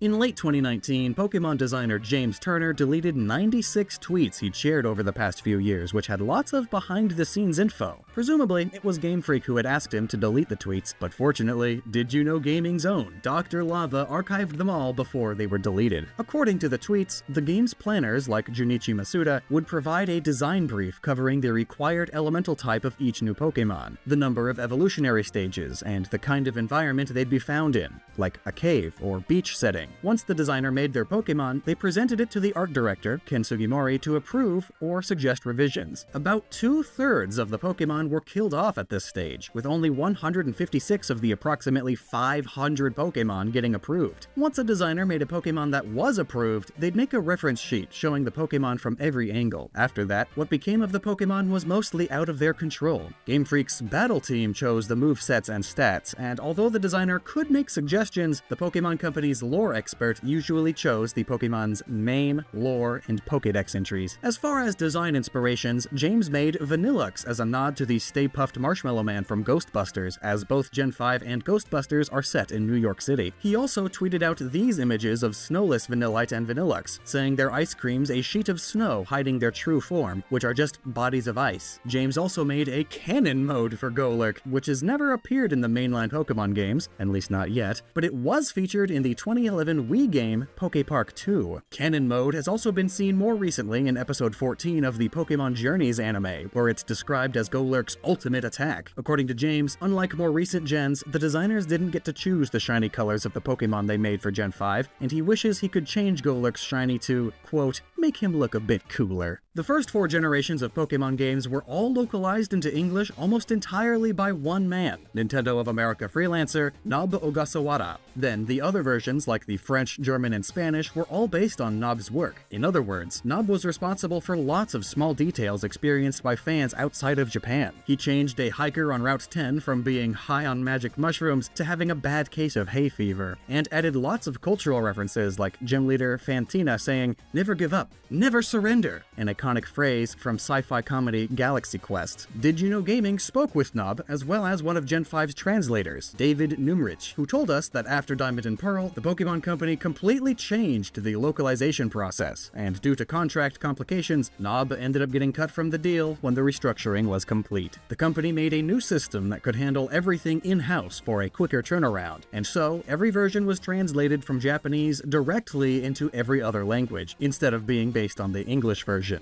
This meant that the localization of Gen 5 had a lot more cooks in the kitchen, and if Nob's reign hadn't come to an end, lots of Gen 5 Pokemon names would be different as well. But even though Nob wasn't around after Gen 4, his spirit lives on more than a decade later as a hiker just west of Bill's house in Let's Go Pikachu and Eevee. Once Black and White's development came to a close, it seems Game Freak didn't know what they wanted to do next. The game's internal data, external documents, and lots of developer quotes all suggest uncertainty. X and Y's development began immediately after Black and White were finished, and at least one prominent designer told reporters Gen 5 was done, and that fans shouldn't expect any more Unova games. At one point, Masuda admitted they didn't know if Pokemon Gray or a 5th generation sequel should come next, but the full story surrounding Gray version is too long to cover here. In fact, it's a project we've been working on for over a year. We'll release a dedicated video in the near future on Pokemon Gray, so make sure you're subscribed if you don't want to miss it. In 2012, Junichi Masuda even said there could be a Black and White 3, but in the end, Pokemon's 5th generation came to a close with Black and White 2, the first and currently last time Game Freak released numbered sequels. The developers' stated motivation for breaking precedent varied over the years, but the official explanation they repeated more than any other, whether you believe it or not, was a desire to surprise fans and to continue Black and White's story. To quote them in their own words, Pokemon Company President Ishihara said that lots of players were expecting us to follow the same pattern, so for the first time, we decided to try adding a 2 for a pleasant surprise. That sort of surprise is what gives this product its newness. With the developers for the original Black and White, there was a lot more experimentation as they considered how best to reboot the franchise. For example, N was originally supposed to be a lot creepier before they dialed it back, but for the sequels, most of their effort was focused on finding ways to remix the Unova region. As a result, there weren't nearly as many ideas scrapped in development, but there was a significant amount of content originally planned for Driftvale City that didn't make the final cut. In the 2 years that passed between Black and White and Black and White 2, a new facility sprung up in Driftvale called the Pokemon World Tournament, where players took part in tournaments with prominent trainers like gym leaders and Elite Four from previous generations. Fans could also download 3 unique tournaments and battle against 12 real-life competitors from the 2012 Pokemon World Championship. The 2012 Pokemon World Championship was held in Hawaii and split into 3 age groups: juniors, seniors, and masters. The top 4 competitors from each age group, as well as their Pokemon teams, were all added to Black and White 2 as DLC tournaments, enshrining those fans forever as part of Pokemon history. Did You Know Gaming spoke with Nitesh Manim, one of the Senior Division's Final Four, who said they told the participants after the event that we'd be getting our own downloadable characters. I was excited that I would have my own character. However, the full excitement didn't hit until my character was released, and I was able to battle myself. Having my own in-game character meant a lot to me, and I know it also meant a lot to the other competitors. However, hidden inside the game's internal data, there are 3 more tournaments that didn't make it into the game. The top 12 finalists from 2011, previous year's Pokemon World Championships. The programming for these tournaments was never finished, depriving those 12 champions of their place in the history books. We spoke with one of the champions, Inosh Shahar, who was honored to be included in Black and White 2's data, but heartbroken he was cut from the game itself. Inosh told us, "I've played Pokemon since I was little, and it felt like the coolest thing to be immortalized in the franchise by literally being coded into the game. I was really looking forward to being able to battle myself. The in-game AI is usually pretty terrible, but I still figured I'd get some laughs. And even though it didn't make it to the final release, I'm glad they added something for the Pokemon World Championships 2012. Leaving a mark on the game we love to play is just so satisfying. It was completely unexpected because they've never done something like that before." At the end of Pokemon Gold and Silver, there's a battle against the strongest trainer in the game, Red from Gen 1. Fighting your previous self in Mount Silver was Gen 2's biggest battle, serving as the grand finale of the game. A similar idea was planned for Black and White 2, where the player would have an epic battle against Hilbert and Hilda, the protagonists from Black and White 1. The internal data includes text for the PWT building like, "Meet Hilbert, the trainer some claim to be the strongest of all," and dialogue where Hilda tells you, "Make your dreams come true. Someone once encouraged me to do that.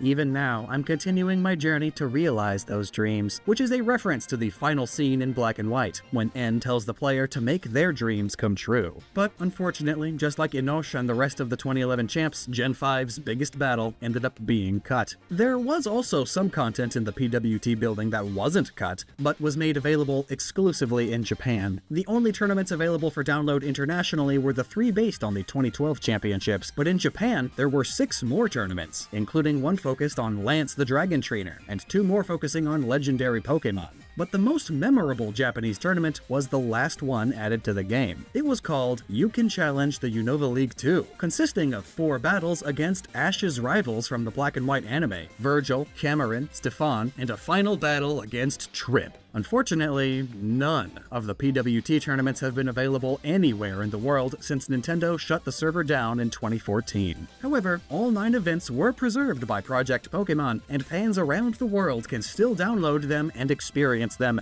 using a link in this video's description.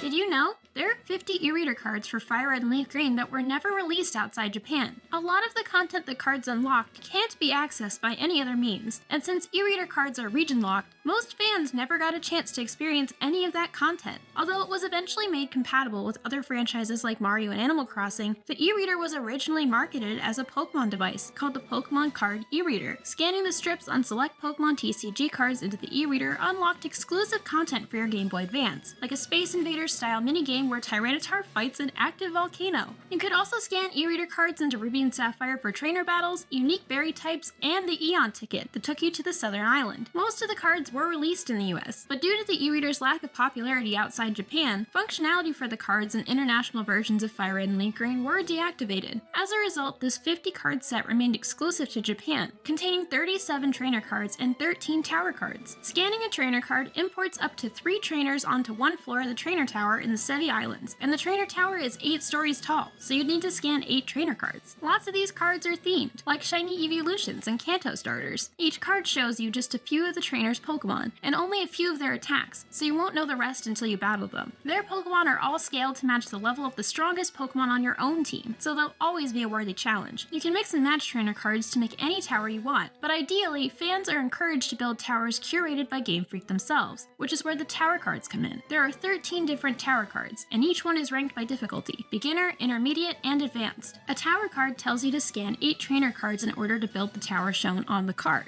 Tower cards also have an option for time attack, which gives players the option to have an extra layer of challenge for thrill seekers and completionists. Climbing towers doesn't reward you with experience, but you can win some decent prizes like dragon scales, metal coats, and upgrades. Some of these trainers were incorporated into international versions of the game without use of the e-reader, but a lot of them weren't, which makes these cards especially valuable to collectors. 44 cards in the game set could be found in 5 card booster packs, similar to TCG cards. One promo card was also distributed to fans in May 2004's issue of Koro Koro magazine, and the last 5 cards could only be acquired through Club Nintendo. Nowadays, these 5 Club Nintendo cards, 4 trainers, and 1 advanced tower are incredibly rare, costing upwards of $2,000. Due to the card's rarity and difficulty, Fire Red and Leaf Green's ultimate challenge is building the Club Nintendo Tower and completing its time attack of 12 minutes and 47 seconds. In Japan, the original Game Boy games were Red and Green, but internationally the first releases were called Pokemon Red and Blue. Since most international fans never played Green, the remake's director, Junichi Masuda, admitted that Water Blue would have made more sense than Leaf Green, but decided against it to symbolize the harmony of the Pokemon world. In 2004, Masuda wrote, "If we followed the pattern of the original series, the new games would be Fire Red and Water Blue. But I chose Green as a leaf as a symbol of peace. Fire and water are opposing concepts that suggest conflict, but the real world is already full of conflict. So we decided on names that suggest a peaceful world." Just like every previous game in the series, Fire Red and Leaf Green were localized into English almost entirely by just one man, a Canadian freelancer named Nob Ogasawara. As a thanks for his years of service, and also to provide an Easter egg for fans, Nintendo of America named lots of NPCs after him, starting with Black Belt Knob in Gen 2's Cianwood Gym, as well as another Black Belt on Hoenn Route 115.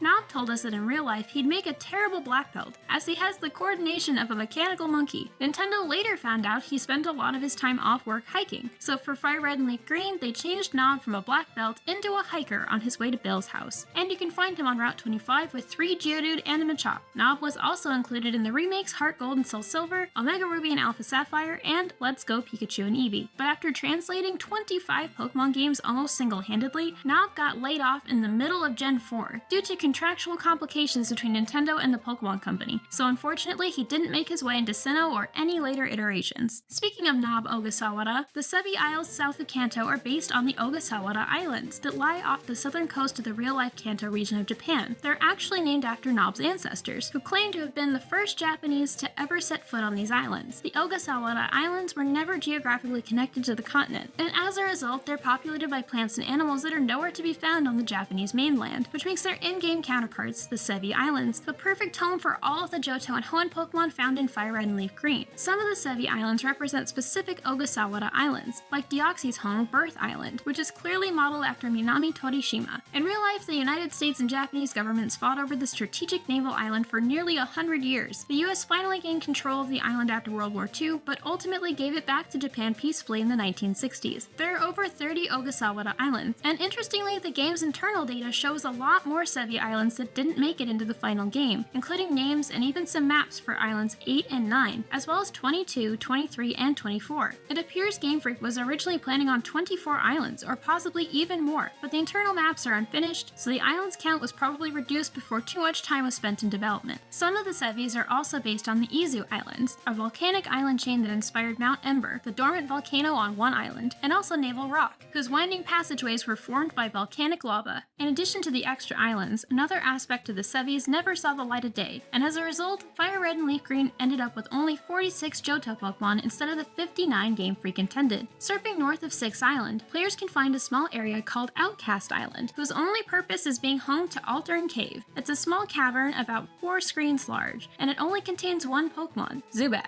At first glance, it seems like a pointless local, but it's actually left over from a series of unused events. These events would have given fans a mystery gift that altered the Pokemon found inside, replacing Zubat with 8 Johto Pokemon: Mareep, Aipom, Pineco, Shuckle, Teddiursa, Houndour, Stantler, and Smeargle. Fans would have been met with the following text, which can still be found in the game's data. Thank you for using the mystery gift system. Recently, there have been rumors of rare Pokemon appearances. The rumors are about Altern Cave on Outcast Island. Why not visit there and check out if the rumors are indeed true? But unfortunately, Nintendo never got around to actually hosting any of these events, so these Gen 2 Pokemon and their evolutions, a total of 13 monsters, ended up unobtainable, and nowhere to be found in Ruby and Sapphire either. So fans were left with some annoying holes in their Pokedex that couldn't be filled until Emerald hit store shelves a year later. When Fire Red and Leaf Green launched, art director Ken Sugimori drafted a new art set to replace the series' original watercolor art, and in the process changed the number of fingers and toes on a lot of Kanto Pokemon.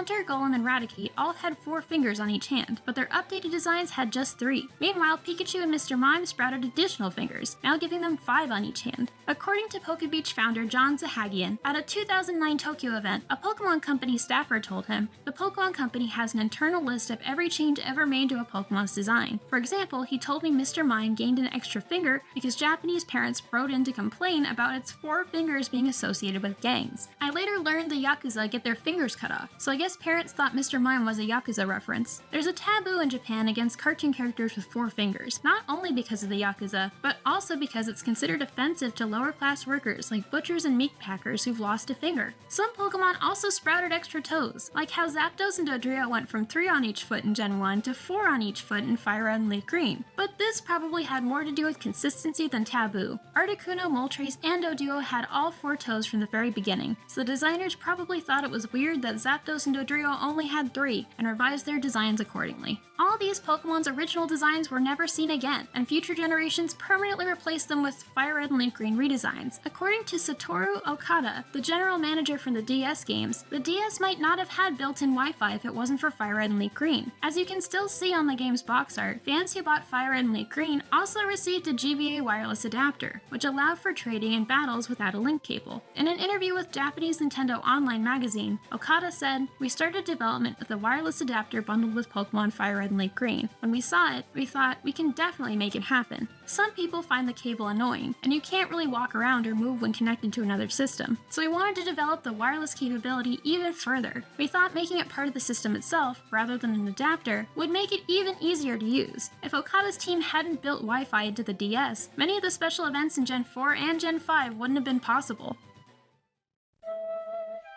This is Japanese scriptwriter and novelist Takeshi Shudo. Shudo was the head writer for the first 5 years of the Pokemon anime, as well as the first 3 Pokemon movies. His creative process was fueled by alcohol and tranquilizers, and in the last 2 years before his death, he became obsessed with the only Pokemon he ever created, Lugia. The full story behind the diving Pokemon's creation is a long and complicated story involving substance abuse, seizures, and contributions from just about every corner of Pokemon bureaucracy. To get the full picture, Did You Know Gaming searched through hundreds of Shudo's Japanese blog posts and translated everything he ever wrote about Lugia, along with some leaks and several other key documents. But before we dive into Lugia's bizarre origin story, let's talk about where Lugia wasn't created, at Game Freak headquarters. In retrospect, it almost seems inevitable that Lugia would appear in Pokemon's second generation, especially since Lugia's place as Silver's box legendary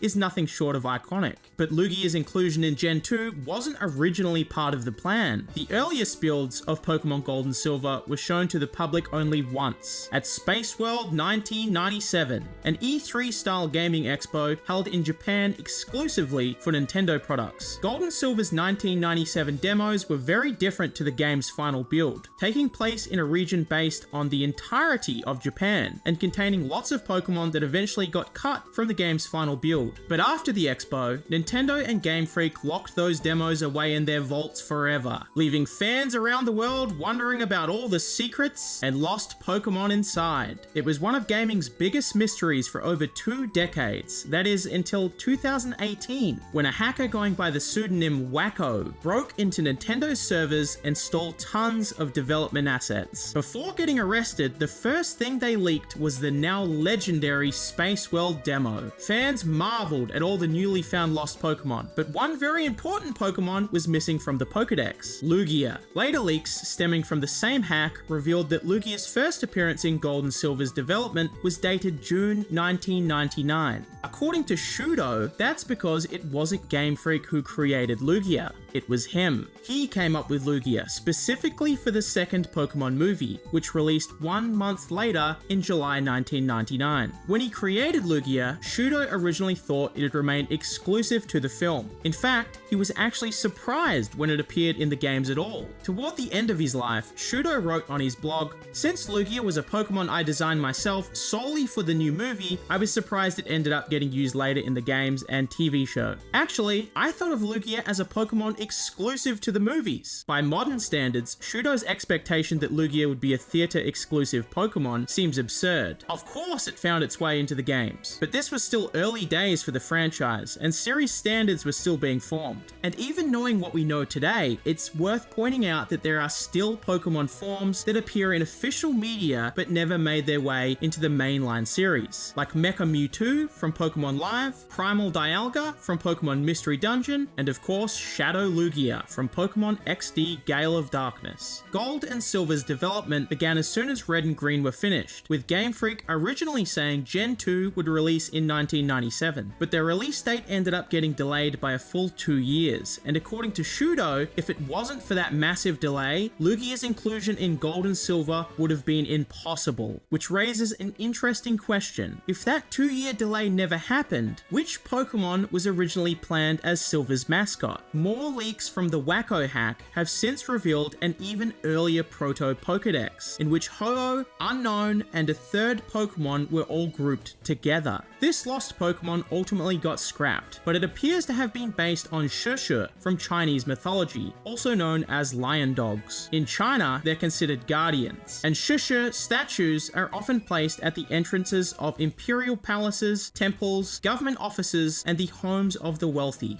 Ho-Oh is clearly based on the Chinese phoenix Fang Huang, which suggests this pair of Chinese-inspired legendary beasts may have been the two Pokemon Game Freak originally planned for Gold and Silver's box art. The developers themselves never commented on the leak, however, so that's all just a theory, and you'd do well to take it with a grain of salt. With the sole exception of Lugia, every other Pokemon was made in-house by Game Freak designers, and it was a unique situation that allowed Shudo, the writer of the anime and movies, the opportunity to make a Pokemon of his very own. In fact, it was only possible because of a tragedy that took place in late 1997, what fans now call the Pokemon Shock. The anime's 38th episode, Cyber Soldier Porygon, contained a series of flashing red and blue lights that sent hundreds of Japanese kids into fits of seizures, and hospitalized almost 700 people. In the wake of the tragedy, every Pokemon episode was pulled from the airwaves, and Pokemon executives scrambled to deal with the situation, fearing it could result in the end of Pokemon altogether. So, with all his bosses distracted, Shudo took advantage of the situation to make the first Pokemon movie, Mewtwo Strikes Back, into a much darker film than his bosses would have otherwise allowed. Shudo says his bosses would have stopped him if they had the chance, but after Mewtwo Strikes Back broke box office records and became the highest grossing Japanese film to ever release in America, Shudo was given near total creative freedom to write the second Pokemon movie, and the first thing he did was crack open a bottle of booze. After retiring from the Pokemon franchise, Shudo admitted on his personal blog that he relied heavily on alcohol and pills to write both the Pokemon anime and the movies. He talked about it a lot, but just to illustrate the extent of it all, here's just one example of the sort of thing he was writing. If I can't drink, I take tranquilizers. Of course, the ones you can normally buy in a pharmacy, not illegal substances. When I get a little bit high, it helps me sort out all my confused thoughts. However, when it comes to alcohol and drugs, you need to know your limit. Like, if I start to think that 1 + 1 doesn't necessarily equal 2, when these become difficult, it means I'm drunk. If I get any more intoxicated after that, I won't be able to think productively, and there's also the danger of tripping somewhere and hurting myself. Shudo makes it undeniably clear he was under the influence pretty much the entire time he was working on the Pokemon franchise, and went into particular detail about his intake while he was writing the Pokemon second movie. So it's fair to say that Lugia wasn't just a result of the Pokemon Shock, but it was also born out of Shudo's substance abuse. Even before Shudo came up with the movie's plot, the first ideas he came up with were two main characters: the Collector, who went on to become Lawrence III, and what he called Pokemon X, a placeholder name for what eventually became Lugia. This is why, when Lugia later appeared in the anime, Dr. Namba refers to Lugia as Pokemon X. What action do you want them to take regarding the mysterious Pokemon X? According to Shudo, X was supposed to be a creature different from Pokemon, since it had to symbolize life for humans too. It's a symbol of life, but also a symbol of coexistence. Originally, Pokemon didn't have genders, but X symbolizes deep ocean currents and created life on Earth. It's a maternal Pokemon. Shudo originally wrote the movie based around Pokemon X, and purposefully excluded series regulars like Ash, Pikachu, and Team Rocket. He wasn't particularly fond of Ash, and wanted him written out of the anime, but Shudo's subordinates asked him to inject Ash into the script anyway, which he eventually agreed to as a way of showing his willingness to compromise. Pokemon X finally got an official name during an all-hands-on-deck production meeting. Staff from every corner of the franchise attended, including staff working on the film, Game Freak employees, and even distribution staff. Everyone in the meeting voted, and the winning name, of course, turned out to be Lugia. The most likely inspiration for its name is Lugio, a Latin word that means to lie dormant, probably chosen because the first time Lugia is ever seen by the public is 5 minutes into the film when it's lying dormant deep under the ocean. The name might also draw partial inspiration from the beluga whale, which Lugia bears some resemblance to. Lugia's role in the story has some parallels with the Great White Whale in Moby Dick, with Lawrence playing the part of Captain Ahab, but it's unclear if that was actually Shudo's intention. As far as lore inspiration, Shudo may have drawn from Japanese mythology's god of the sea, the benevolent dragon Ryujin. Not only does Lugia resemble a wyvern dragon, but in the Japanese version of the movie, Lugia is also called the god of the sea. Lugia has the power to summon storms, as does Ryujin, like when he used a hurricane to repel a fleet fleet of Mongolian ships invading Japan. The Ryujin connection was eventually made even stronger with Lugia's shiny colors, which match those of Ryujin's legendary underwater castle. One key difference though is that while Ryujin is a male god, Shudo specifically created Lugia as a female god. But unfortunately for Shudo, Lugia ended up resembling Ryujin a little bit more than he might have intended. He created Lugia as the maternal symbol of life and deep ocean currents, but like many Pokemon, after coming up with the creature's concept, the details were out of the creator's control. Not just Lugia's name, but also its voice and gender. He felt strongly that as a maternal god, Lugia should have been voiced by a female actress, but the film studio went against his wishes and chose a male actor instead. In the final year of his life, Shudo wrote at great lengths about the anguish this caused him. Here's just a few excerpts from his final months. One of the regrets I have about writing the second Pokemon movie was that I didn't push back on the gender assigned to Lugia. Although its gender isn't addressed in the plot, it's given a male voice, but it's a maternal Pokemon. To make matters worse, using a male voice actor for Lugia was a decision made during a big meeting with many participants. Advertisements had already aired. It was too late. We couldn't suddenly change Lugia into a female. But the more I thought about it, the less I could imagine X being anything else but female. I was gulping down alcohol and drugs. I started to feel like I wanted to die. Not only was Lugia voiced by a man, but it was made genderless in the games. Shudo wrote a lot about Lugia in the year before he died, but it was the loss of its maternal identity that pained him most. In late 2010, he collapsed in the smoking room of a train station and was rushed to the hospital, but tragically didn't survive.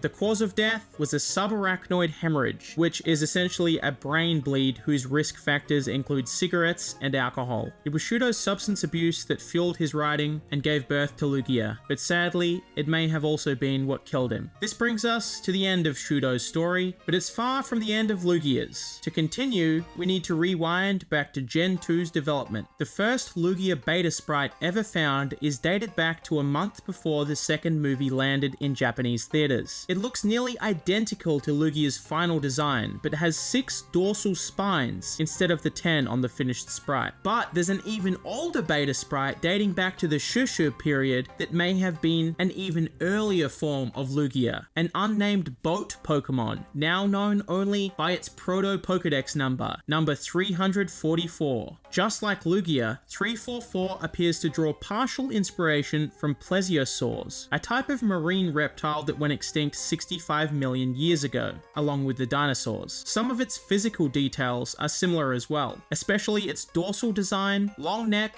and its tail, which has led some fans to speculate that after Shudo came up with the Pokemon X concept, Game Freak might have used 344 as a springboard to come up with a brand new design that ultimately became Lugia. As an apparent non-legendary, some fans also believe 344 may have been evolutionary related to 2 other lost Pokemon from that version of the Protodex. However, since that particular leak lacked evolution data, and the developers themselves have never commented on those lost Pokemon, any relation between Lugia and 344 is entirely speculative. It's unclear if Shudo made any sketches himself, and as a matter of fact, in 2009, Shudo said he doesn't know who all was involved in the design process. However, we do know who to credit for Lugia's final design. Like all Gen 2 Pokemon, Game Freak's art director Ken Sugimori made Lugia's final revisions, and drew the watercolor artwork that became its official design. Although it's worth pointing out that even after Lugia landed on the silver screen, which by the way became the second highest earning Japanese movie to ever hit American theaters, there was one significant detail that wasn't truly cemented until almost a decade later. In the movie, Lugia was white with blue spikes, and its in-game sprites were white and blue as well. But Ken Sugimori actually released 2 contradictory pieces of watercolor artwork during Gen 2, one with blue spikes and another with black spikes. After that, Lugia's sprites switched to black in Gen 3 as well as in Gen 4's beta, but finally in Gen 4, the sprites switched back to blue spikes. This was also the case with Lugia's Gen 4 artwork, and after that, it was never seen with black spikes ever again. There's also the question of Lugia's elemental type, a topic that's caused some confusion ever since its inception. Neither the film or Shudo himself ever directly addressed Lugia's type, although presumably when Shudo created the God of the Sea, he probably intended her as half water type. But when Game Freak went to program it into Gold and Silver, they ended up making it dual type psychic and flying. According to programmer and designer Shigeki Morimoto, who's best known as the creator of Mew, Lugia was made half psychic simply because they wanted to make it strong. In the July 2009 issue of Nintendo Dream magazine, he said, "We wanted Lugia to give the impression of being a powerful Pokemon, so we settled on psychic for the second type instead of water type." In other words, Lugia is not a water type, despite being underwater, because due to its flying type appearance and psychic type being the symbol of a powerful Pokemon at the time. For some extra context to what Morimoto is saying here, it's worth noting that psychics were so powerful back in the 90s that Mew and Mewtwo were banned from all 3 World Cups, and even after the ban, nearly half the Pokemon used by the finalists were all psychic types. But what about Shadow Lugia, or as it's known in Japan, Dark Lugia? It made its first, and as of the making of this video, its only appearance in the 2005 GameCube title Pokemon XD Gale of Darkness. In the game, Shadow Lugia is referred to by its codename, XD001, which some fans believe is a reference to its origins as Pokemon X. Weirdly, the Pokemon Company never actually said what XD stands for, so fans have been speculating for the past 15 years, whether it's Extra Darkness, Extreme Darkness, or some other abbreviation. Did You Know Gaming got in contact with Tsukasa Tawada, the composer who created Shadow Lugia's theme, as well as all the music in both Colosseum and Gale of Darkness. He told us the XD actually stands for Extra Dimension, and when we asked if the developers intended XD001 as a nod to Pokemon X, he didn't seem to even know what we were talking about. Just like the original Lugia, its shadow form wasn't created by Game Freak. Both its concept and its design were made by Gale of Darkness's developers at Genius Sonority. Lugia was the only shadow Pokemon in the game to receive a unique design, whereas every other shadow Pokemon retained their standard appearance, just with a purple haze. Shadow Lugia is often cited as the very first Pokemon ever designed by James Turner, the Englishman who eventually worked his way through the ranks to become Sword and Shield's art director. But just like the original Lugia, its dark side was really more of a team effort. According to James, Lugia was chosen as the star of the game by the writing team. He said he doesn't know why they chose Lugia, but presumably it's because Ho-Oh was the star of the Ore game that came before, Pokemon Colosseum. But James wasn't the guy who drew the first sketches either. It was the art director Hiromoto Shinichi, who's probably most famous as the illustrator of the Star Wars Return of the Jedi manga series. After Hiromoto hammered down the basic design, Shadow Lugia was finally handed off to James, who chose the colors and finalized the design. James also made Shadow Lugia's official art that appears on the box art, as well as the CGI cutscenes that featured Shadow Lugia. Shudo grew obsessed with Lugia, and similarly, James also had a great affection to Shadow Lugia. Both of them considered Lugia their baby in some sense. James calls it his dark child, and occasionally laments on Twitter that he'd love to see Shadow Lugia return someday.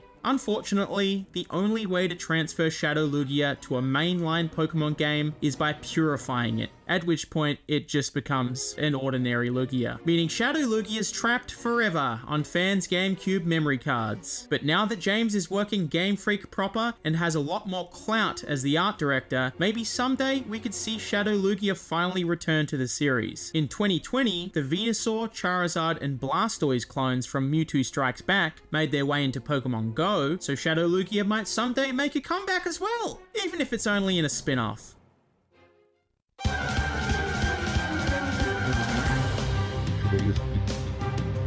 Did you know? Red, the main playable character from the first generation of Pokemon games, was originally known as Satoshi in Japan. However, this wasn't the character's first name. Thanks to the Pokemon fan site helixchamber.com, information from prototypes of the original Pokemon games have been published. This includes graphics and a name for the game's playable character, Yuichi.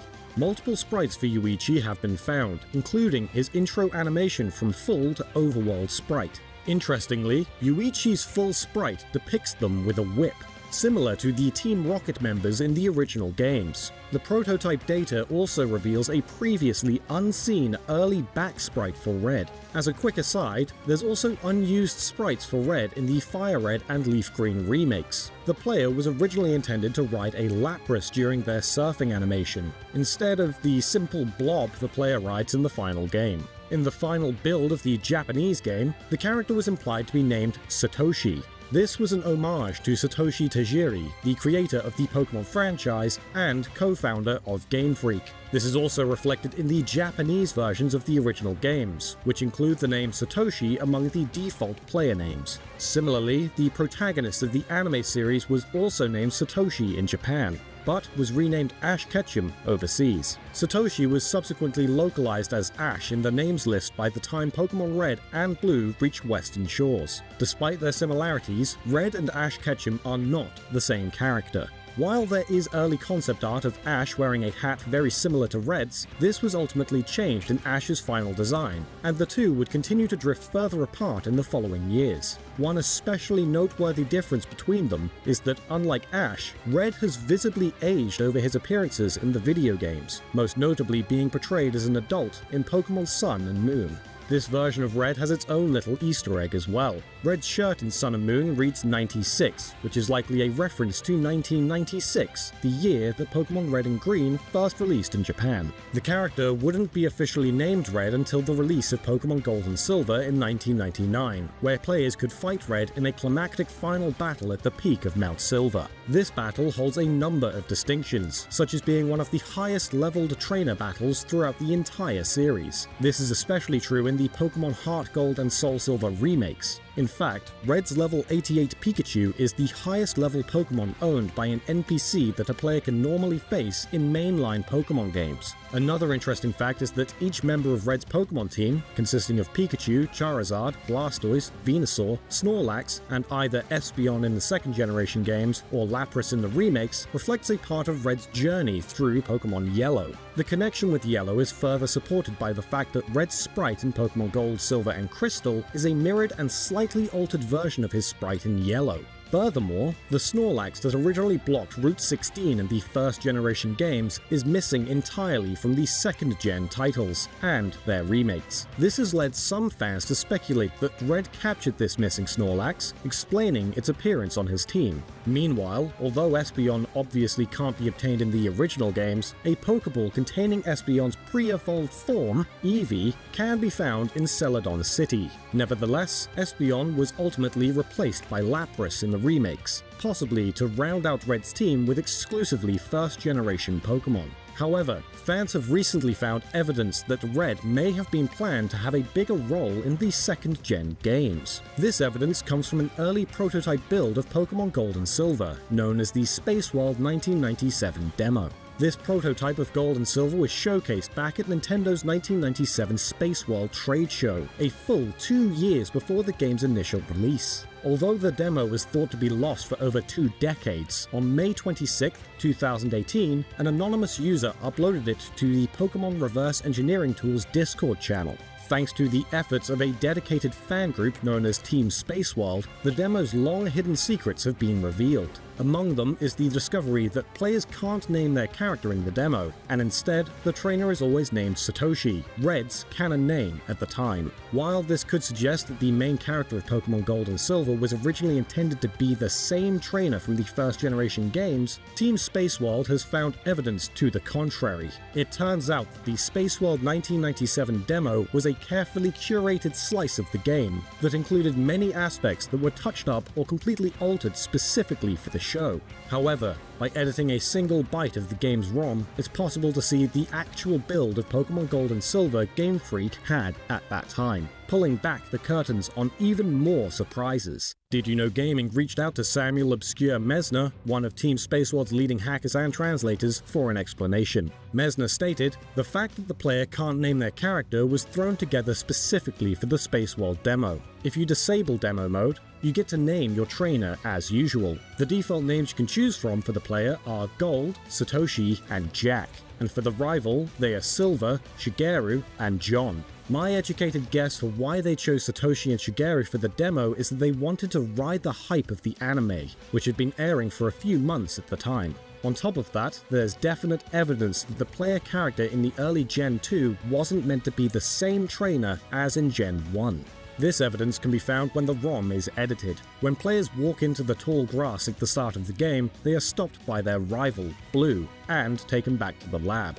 After the player receives their starter Pokemon, Blue hands them a Pokedex, saying, "I used to want to be the world's best Pokemon trainer. When I got too arrogant, there was one who showed me humility. Somehow, you remind me of him. Thanks to him, I was able to mend my ways." If that isn't enough, a debug mode can be accessed in the Space World 1997 demo by pressing Select on the title screen. This debug mode includes a number of unique differences that set it apart from the other versions of the demo. The player's default name is set as Koji, whereas their rival's name is Red. This may be in reference to Koji Nishino, a designer at Game Freak, who was also the inspiration for the Pokemon Snorlax. Messner told us this could mean that, at an even earlier stage in Pokemon Gold and Silver's development, Red was slated to be the rival. However, it's more likely that the programmers just chose some arbitrary names. Secrets have also been found in the debug modes of other Pokemon games too, even those that reach store shelves. For example, the debug mode of the English versions of Pokemon Red, Blue, and Yellow changes the player's default name to Ninten, and the rival's name to Sony, a reference to Nintendo's bitter rivalry with Sony's PlayStation at the time.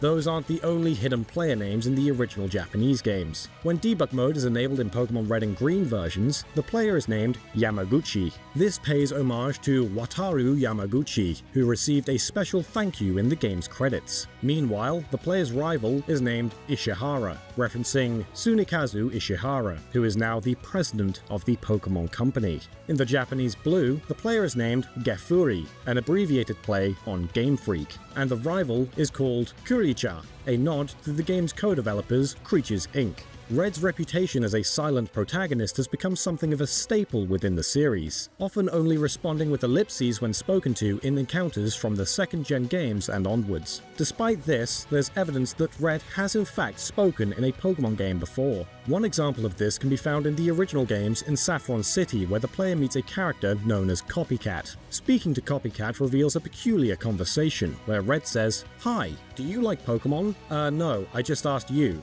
"Huh? You're strange." Then, the Copycat says, "Quit mimicking? But that's my favorite hobby." The distinction between the player character's dialogue and Copycat's indicates that Red did indeed speak. Moreover, Copycat needs something to mimic in the first place.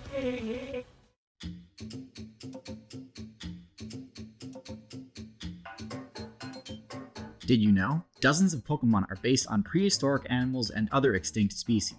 Lots of Pokemon have some dinosaurian inspiration, though many are filtered through a lens of monster movies and TV shows that Game Freak watched as kids, especially Ultraman and Godzilla. Nidoking looks a bit like a dinosaur, but he was probably inspired by Baragon from Frankenstein Conquers the World. And of course, Tyranitar was modeled after Godzilla himself. But for the most part, we'll leave the monster movie references for another video. Today we're just going to focus on a few of the Pokemon based on specific animals that have gone extinct. So let's dig in and explore how paleontology shaped the world of Pokemon.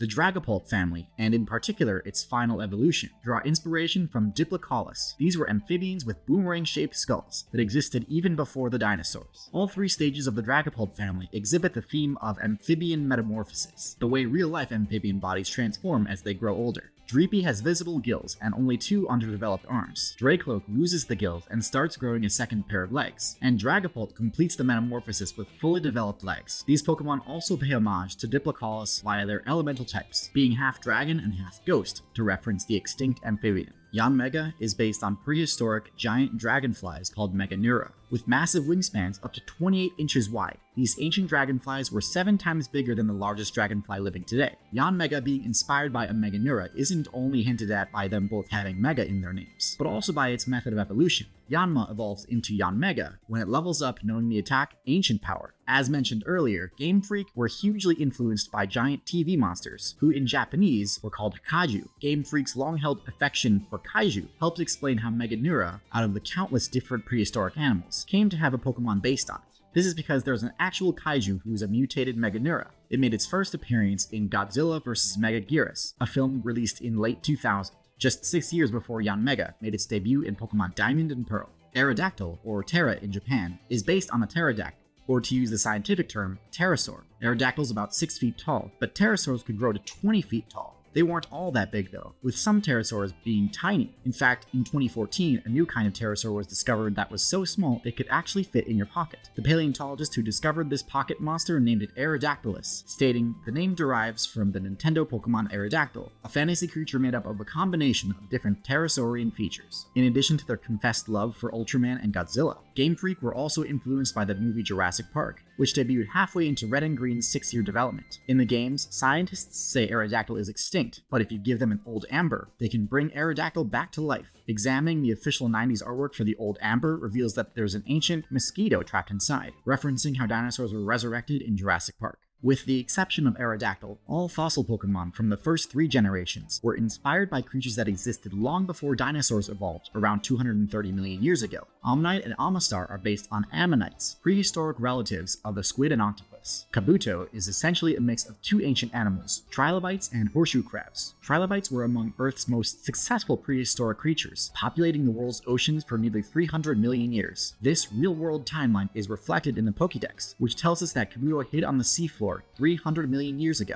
Horseshoe crabs, on the other hand, are prehistoric arthropods that have survived into the modern era and can still be seen washed up on beaches. Since they're twice as old as dinosaurs and have barely changed at all in 450,000 millennia, horseshoe crabs are sometimes referred to as living fossils, a term also used by the Pokédex to describe Kabuto. Kabuto's evolution, Kabutops, is a mix of 2 prehistoric animals as well, trilobites and sea scorpions, ocean-dwelling arthropods that could grow up to 8 feet long, twice as big as Kabutops. The Lilip family are based on sea lilies and are even classified in the Pokédex as the sea lily Pokemon. Real-life sea lilies live deep in the ocean, attached to the seabed by a stalk. Even though they're animals, they look more like plants, which is why Lilip and Cradily are half grass type. Anorith is classified as the old shrimp Pokemon, which is fitting as its evolutionary line is based on Anomalocaris, an extinct relative of arthropods whose name means odd shrimp. At 3 feet long, Anomalocaris were the apex predators of their day. When all life was confined to the oceans half a billion years ago, shrimp were at the top of the food chain. Starting in Generation 4, Game Freak began basing fossil Pokemon on dinosaurs rather than the prehistoric creatures that came before. Cranidos and Rampardos draw inspiration from Pachycephalosaurus, dinosaurs whose skulls were 10 inches thick, making them the thickest skulled animals ever to have walked the earth. The Pokédex says Cranidos toughened their already rock-hard skulls by headbutting one another, a habit inspired by the speculated behavior of Pachycephalosaurus. The Shieldon family are based on ceratopsians, the most formidable plant eaters of the Cretaceous period. They could grow up to 30 feet long and were more than capable of defending and sometimes even killing a Tyrannosaurus. Shieldon and Bastodon are herbivores as well, with the Pokédex telling us they eat grass and berries. Some viewers might think that all Pokemon are plant eaters, but the Pokédex makes it clear that some actually eat meat. Some even eat other Pokemon. The Pokédex says Furret hunt Rattata, Talonflame's favorite food is Wingull and Pikapak, and Sneasel scare Pidgey away from their nests so they can feast on their eggs. Tortuga and Caracosta, the proto-turtle Pokemon, are based on extinct protostegid turtles. Protostegids were among the biggest turtles that ever existed, measuring up to 15 feet long and weighing 5,000 pounds. The largest protostegid, Archelon, was the size of a car and lived in the shallow oceans that once covered North America, which is probably why the Tortuga family was introduced in the American-based region of Unova. The Archon family was based on Archaeopteryx, the earliest known bird, explaining why the Pokédex classifies Archon and Archaeops as the first bird Pokemon, and says they're the ancestors of all bird Pokemon. Archaeopteryx were an ancient evolutionary stage between feathered dinosaurs who couldn't fly and their descendants, including modern-day birds. Archaeopteryx could grow up to 20 inches, which is the exact height of an Archon. Tyrunt and Tyrantrum are based on the world's most famous dinosaur, the Tyrannosaurus. You may have seen some Jurassic Park debunked videos claiming that Tyrannosaurus were actually scavengers rather than apex predators depicted in the movies, but most paleontologists believe they were actually both. They scavenged when the opportunity arose, but they were primarily active predators. Tyrannosaurus had one of the most powerful bites of any land animal, allowing them to crush the bones and meat of any creature that stood in their way. The Amara family are based on the long-necked dinosaur Amargasaurus, whose neck scales may have been used for peacocking to attract a mate. Only one Amargasaurus fossil has ever been discovered. It was dug up in southern Argentina, which just so happens to be one of the best places on Earth to view the southern lights, or to use the technical term, the Aurora Australis. This is probably why Amara and Aurora's sails look like the Aurora Australis, and why Amara can only evolve into Auroras at night, as the Aurora Australis can only be seen at night. The Galar region introduced 4 new fossil Pokemon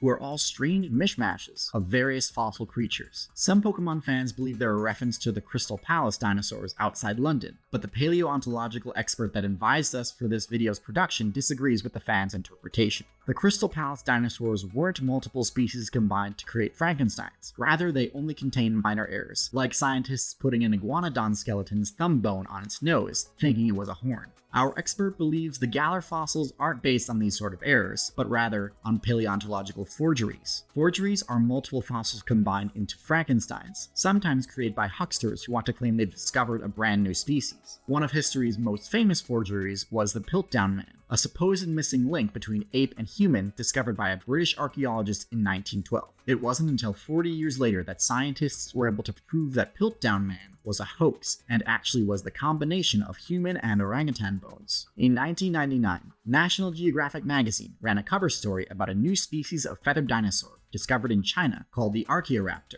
but it turned out to be a forgery as well, made up from the head and arms of a bird and the legs and tail of various dinosaurs. One of Galar's 4 fossil Pokemon appears to draw inspiration from a real paleontological blunder though. The American scientist Edward Drinker Cope once incorrectly placed the skull of a newly discovered fossil on the end of its tail rather than on its neck, essentially constructing the animal backwards. That Pokemon is Dragovish, which has the head of a placoderm fish coming on the tail of a stegosaur-like dinosaur. Most of the grass starter's final stages draw from prehistoric life. Venusaur might be the first example to pop into your head, as the Bulbasaur family has the "saur" suffix in their names, implying a connection to dinosaurs. But their original Japanese names have nothing to do with dinosaurs. For example, Venusaur's name is Fushigabana, meaning strange flower. Pokemon developers have said several times that the Venusaur family are basically just frogs, not dinosaurs. But in Gen 2, we do start to see the prehistoric theme take hold. Meganium borrows several traits from sauropod dinosaurs like Brachiosaurus. Meganium is only about 6 feet tall, but in real life, sauropods were the largest dinosaurs ever to exist. The largest land animals of all time were a group of sauropod dinosaurs called Titanosaurs, who could grow up to 120 feet tall and weigh as much as 150,000 pounds. This dino inspiration likely explains this Pokemon's prototype name in Gold and Silver's 1997 demo. Before its name was Meganium, it was called Hanaryu, which in Japanese means flower dragon. Sceptile draws its inspiration from theropods, a group of dinosaurs that includes both Dilophosaurus and raptors. Just like Sceptile, theropods are bipedal, meaning they walk on 2 legs rather than 4, with many possessing 3 fingers and toes on each hand and foot. Theropods were the ancestors of birds, and had many feathers on their arms, just like Sceptile's pre-evolution Grovyle.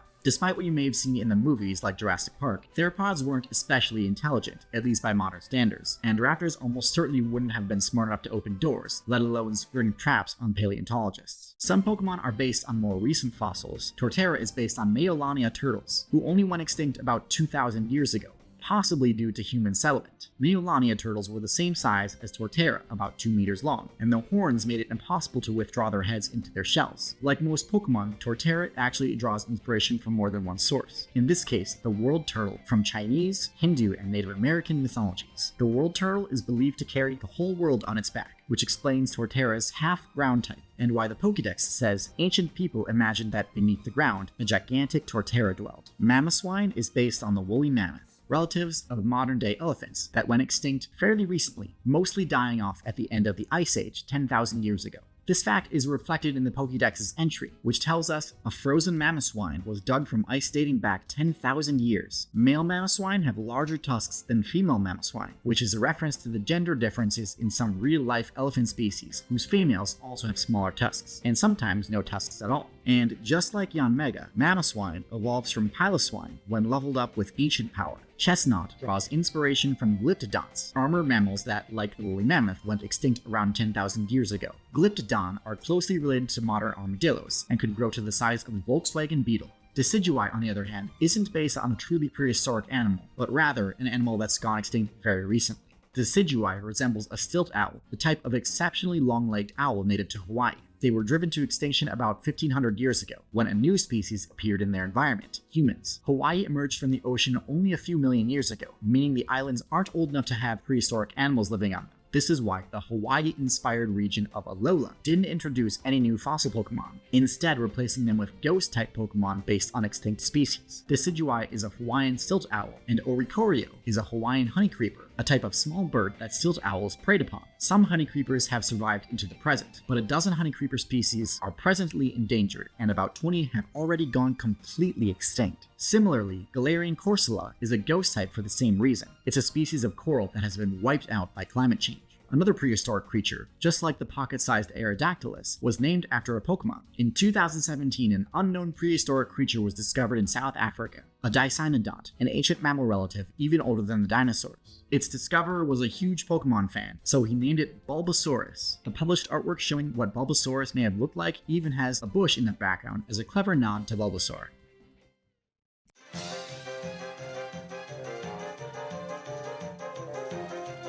Did you know? The first generation of Pokemon games have a number of oversights, one of which occurs as soon as players start a new game. During Professor Oak's introduction to the Pokemon world, he sends out a Nidorino that uses the cry of a Nidorina instead. The original versions of Red and Green had even more mistakes. If the player fights the gym leader Sabrina and loses, then re-enters the gym, the game believes the player has won and gives them the gym's badge and TM46. In the Pokemon Center outside Mount Moon, the player is able to buy a Magikarp from a salesman for 500 Poké-Dollars. However, if both the player's party and current PC box are full, the salesman will take their money without giving them the Magikarp, which can be repeated. Mistakes like these were caught and rectified in later releases of the Kanto games, such as the special Pokemon Blue and Yellow editions. However, more errors sprung up in their place. In the Cerulean Gym, as well as Lorelei's room at the Pokemon League, wild Pokemon are programmed in the water tiles of both areas. If the player has a rod equipped, they can fish for several kinds of water-type Pokemon. Any rod works just fine in Red and Blue, but in Yellow, only the old and good rod will work. This oversight also showed up in Gold and Silver, but was finally fixed for Pokemon Crystal. Kanto's Celadon City Hotel has nothing of interest for the player. However, in Red and Blue, it oddly features an invisible PC. This is because the hotel uses the same layout as the game's Pokemon centers, and if the player goes to where a computer would be in a center, they can access a PC in the hotel. There are other invisible PCs that can be found in Fuchsia City's Safari Zone. These are inaccessible without hacking the game, however, and they were fixed in Pokemon Yellow. The games have fallen victim to a number of translation errors in various regions over the years. For instance, the Spanish versions of Red and Blue are known for having spotty translation work. In the English game, when players hook a Pokemon with a rod, the text, "The hooked Pokemon attacked," will appear. In a Spanish game, however, the text was translated as saying "El malvado Pokemon atacó," meaning the wicked or evil Pokemon attacked. This mistranslation is particularly impressive, as we spoke to several native Spanish speakers and none of them could explain how this happened. Moves in the Spanish version had their own fair share of mistakes, notably with the move Slam. Descriptions of the move imply that Pokemon perform a kind of body slam attack, but in Spanish, the move was known as Portazo, literally meaning door slam. This error wasn't fixed until the release of Pokemon X and Y, when it was finally changed to Atazar, meaning to land a blow. The Gen 1 move Comet Punch is called Consecutive Punch in the Japanese game. This caused issues when a move actually called Comet Punch was added to the Japanese games in Gen 3. When this move's name was localized, it was renamed to Meteor Mash. This is why the move has always been illustrated in battle with a punch, and can be affected by the Iron Fist ability, which boosts punch-based attacks. In Pokemon Colosseum, the move Frenzy Plant was erroneously called Solid Plant in English, though the name does more closely resemble the move's Japanese name, Hard Plant. Frenzy Plant, along with Blast Burn and Hydro Cannon, were first made accessible in Fire Red and Leaf Green, though Colosseum came out several months prior. Even so, the proper name exists in Ruby and Sapphire's data, so it's likely just a placeholder error. The move Transform has a peculiar way of working in the first two generations. Any Pokemon using the move is regarded as a Ditto, as Ditto was one of the only two Pokemon who can learn the move at all. If the player catches a Pokemon that used Transform via mirror moves such as Spearow or Pidgey, or a glitch Pokemon using the move, they'll end up with a Ditto. Mew is the only other Pokemon who learns Transform, though it can't be found in the wild.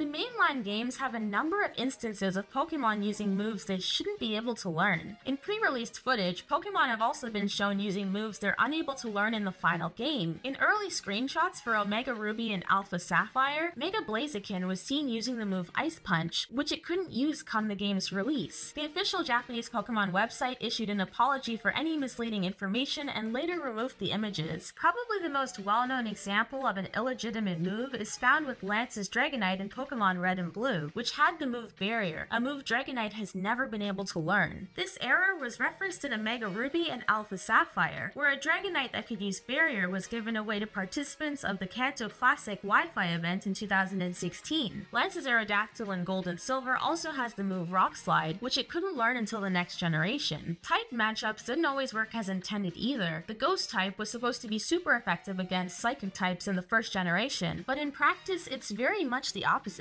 Not only were all Ghost types in the game weak to Psychic due to their secondary poison typing, but there were only 3 Ghost moves in the first gen: Lick, Confuse Ray, and Nightshade. With Nightshade doing fixed damage and Confuse Ray being a status-based move, Lick was the only one to do direct damage. However, when used on a Psychic type, it has no effect whatsoever. There were many official sources that claimed Ghost was good against Psychic. This included official Nintendo strategy guides, episodes of the Pokemon anime, and a trainer in Sabrina's gym who claimed the type is one of the only 2 effective against Psychic Pokemon. This text was actually removed in yellow, and by the time Gold and Silver came out, the error was fixed altogether. The Dragon type was also meant to be super effective on itself in the first generation, though in this case the only Dragon move that existed was Dragon Rage, which like Nightshade did not do super effects damage. Though the second generation fixed many problems that plagued the Kanto games, they had their fair share of oversights, notably with new mechanics. New variations of Pokeballs were introduced to make certain Pokemon easier to catch, but nearly half of them don't work as advertised. The Love Ball was said to make Pokemon of the same species and opposite gender an easier catch, but the effect only works if the wild Pokemon is the same gender as the player's Pokemon. The Fast Ball was made for Pokemon that flee from battle, though of the 21 Pokemon able to run away, the ball only works on 3, Magnemite, Tangela, and Grimer. As an aside, a few of the Pokemon programmed to flee either can't be found in the wild or don't appear in the game at all, like Eevee and Umbreon, as well as the legendary birds. Strangest of all is the Moon Ball, made to catch Pokemon that evolve with the Moonstone, such as Jigglypuff and Clefairy. However, the effect is instead determined by checking if the Pokemon evolves holding the Burn Heal item. To this day, no Pokemon evolves with Burn Heal, and due to this, the ball functions like a regular Pokeball. Gold and Silver also introduced held items to the series, not all working as planned. The Dragon Fang was supposed to boost the power of Dragon-type moves, but it actually doesn't do a thing when held. The effects can instead be found in the Dragon Scale item, which evolves Seadra into Kingdra when traded. This was fixed in Pokemon Stadium 2. Stadium 1 and 2 fixed many gameplay issues found in the handheld games, though they've got a few mistakes of their own. In Stadium 2, if the player hooks up the transfer pack with Pokemon Blue to look up the locations of the game's wild Pokemon, it will instead show the location of Pokemon from the Japanese version of the game. The international versions of Red and Blue are based on Japanese Blue's layout, but the Pokemon selection is taken from Red and Green. For example, Jinx can be found in the Seafoam Islands in Japanese Blue, but can only be obtained through an in-game trade in the international versions. Players can also transfer items to other games via transfer pack, potentially breaking a few story sequences. It's possible for Kanto players to face Sabrina as early as the second gym, as the only roadblock to Saffron is the officer wanting a drink from the player. Stadium 2 also features an oversight which allows for infinite continues in Stadium mode. The player must first enter any battle in Stadium mode and earn a continue, after which they must suspend, enter another Stadium Cup, and earn one more continue. The next time the player loses, they must choose the suspend option. Then the game will warn the player of an already suspended game. If they choose the option continue without suspending, they'll be able to rematch the trainer they just lost to, all without using up a continue. If the player gets to Cinnabar Island, they can trade a Mana Raichu for an Electrode. If the player talks to him again, the man will say, "The Raichu you traded me went and evolved." Although this sparked many rumors of Raichu being able to evolve, it was simply an error. The English Pokemon Red and Blue are based on the Japanese Special Edition Pokemon Blue, and in that game the old man trades a Kadabra for a Graveler and was exclaiming that the Kadabra had evolved into an Alakazam. The original Japanese Red and Green versions also had the old man trading a Raichu for an Electrode, and the English game was likely referencing this text without fixing the actual trade. Funnily enough, we'd find out years later that Raichu was planned to evolve in the beta versions of Pokemon Red and Green into the unused used Pokemon Gorochu. In a similar fashion, the trade of Palworld for Jinx in Cerulean City also features the same dialogue, with an old man saying Palworld had evolved. This is because the man originally traded a Haunter for a Machoke, both of which evolved by trading. Coincidentally, Palworld ended up receiving a trade evolution in the form of Politoed one generation later. In the Gen 1 games, the player is able to play the cries of the Pokemon registered in their Pokédex. For an unknown reason, if Pikachu's cry is played repeatedly, every 5th or 6th time the cry is heard, it will be slightly distorted.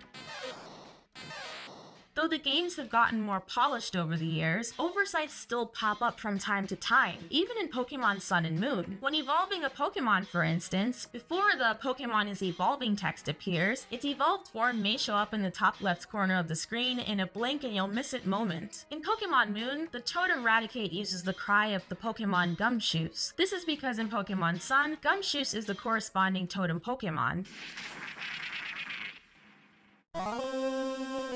Did you know? There's a theory perpetuated by some fundamentalist Christians that claims Pokemon encourages Satanism. At the core of this belief is the suggestion that Pokemon promotes evolution and the occult, which are believed to be anti-Christian and satanic. This is partly based on claims that, in certain cases, Pokemon can only evolve through the use of supposed magic evolution stones. Pokemon can also be controlled using gym badges, similar in nature to magical talismans, such as the Seal of Solomon. The Seal of Solomon is noted in medieval Islamic, Christian, and Jewish traditions for giving King Solomon's supernatural powers. This included the ability to command demons. One story tells of a demon named Orneus, who was stamped with the seal in order to be controlled. Solomon then ordered Orneus to imprint the prince of all demons with the seal to bring the entire demon race under Solomon's rule. In this story, the prince of demons is known as Beelzebub, who is often interpreted as the devil himself. The theory draws further parallel between Pokemon and demons, as both can be captured and called upon to perform various tasks. One example is drawn from the Lesser Key of Solomon, a collection of 5 spellbooks that focus on demonology. The first of the books, Ars Coeti, sources many earlier works and profiles 72 demons with instructions on how to conjure them. A later version of the book by Dr. Thomas Rudd even details 72 angels that could protect the conjurer and help control the demons when summoned.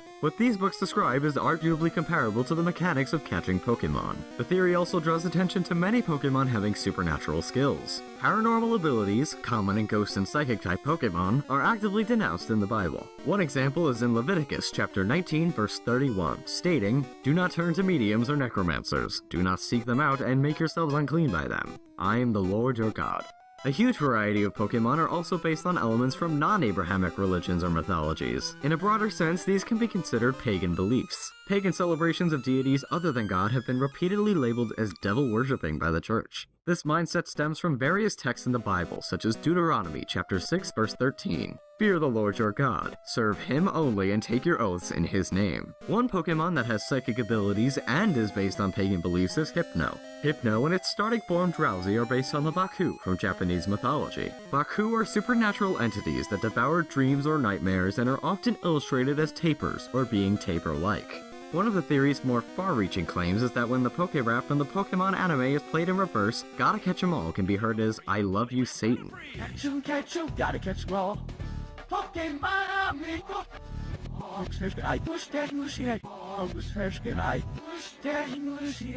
Concerns from the Christian community became so widespread by the turn of the millennium that even the Pope waited on the controversy. However, the message from the Vatican wasn't what people expected to hear, as the Vatican broadcast public approval of Pokemon. They not only stated that the games contained no harmful moral side effects, but also that the series was based on ties of intense friendship and was full of inventive imagination. Some Christians tried to lean children away from Pokemon and towards something more sacred. One competitor in the UK designed a set of Christian power cards as an alternate to the Pokemon trading card game. The cards featured 120 Bible characters with 4 stats each: faith, strength, flaws, and the amount of times they're mentioned in the Bible. Christians weren't the only group to pick fault with Nintendo. Nintendo stopped manufacturing the Japanese version of the Koga's Ninja Trick card. This was because it depicted a manji, a symbol often used to mark the location of Buddhist temples on maps, amongst other things. A Jewish civil rights group called the Anti-Defamation League protested the use of the manji, as it's visually similar to a swastika, a symbol considered very offensive by Jewish people. The original Koga's Ninja Trick cards were never intended to be sold outside of Japan, but collectors would import them to sell or trade regardless. The Anti-Defamation League recognized that the card was never intended to offend, and acknowledged the sensitivity shown by Nintendo through halting the production of the card. Israeli illusionist Yuri Geller also claimed that Kadabra was anti-Semitic in nature. He suggested that the lightning bolts on Kadabra's abdomen resembled the logo of the Nazi SS Defense Corps. In actuality, Kadabra's star and lightning bolts are based on Xener cards. These cards were used in the early 1930s and are used in a kind of guessing game to test for extrasensory perception. Though some had claimed Pokemon was anti-Semitic, many people throughout the Arab world claim Pokemon was actually a Jewish conspiracy aiming to indoctrinate young Arabs into the Jewish faith. The LA Times documented how the sensitive situation between Jewish and Islamic peoples in the Middle East helped misinformation about the franchise to spread. These events reportedly started in Egypt, where a concerned parent heard that the word Pokemon meant "there is no God in the universe." Although Pokemon seemed harmless and distributors reassured parents that Pokemon was short for Pocket Monsters, rumors continued to spread and evolve throughout the region. The rumors became so rampant that even high-level religious authorities weighed in on the matter. Saudi Arabia's Grand Mufti issued a ban on Pokemon, stating that some Pokemon cards have the Star of David, which everyone knows is connected to international Zionism and is Israel's national emblem. Pokemon cards never featured the Star of David. The religious authorities just misidentified the game's double colorless energy cards. Interestingly, the original Japanese release of Pokemon Red and Green displayed Alakazam with a Star of David on its forehead, though this seemed to go unnoticed by any religious officials. A flyer began to spread throughout schools in the region. It reportedly said that Pokemon besmirched God and claimed that Pikachu meant "I am Jewish" in Japanese. A few weeks later, a ban was issued in Dubai, saying that Pokemon is based on the theory of evolution, a Jewish Darwinist theory. These events raised concerns with the Jewish community and sparked a response from the Anti-Defamation League. The league's national director, Abraham Foxman, said, "That is scary. And when it comes wrapped in fatwas, as God's truth, this is God's word, then it becomes a lot scarier." Despite all of the controversy, bannings, and removal of Pokemon memorabilia from the area, Pokemon games quickly became available again. In fact, games from the third generation of Pokemon onwards were commonly enjoyed in the region without any extensive disputes. This is considered ironic by some, as the mascots for the third generation of Pokemon games were Groudon, Kyogre, and Rayquaza, which are based on the Behemoth, Leviathan, and Ziz from Hebrew mythology.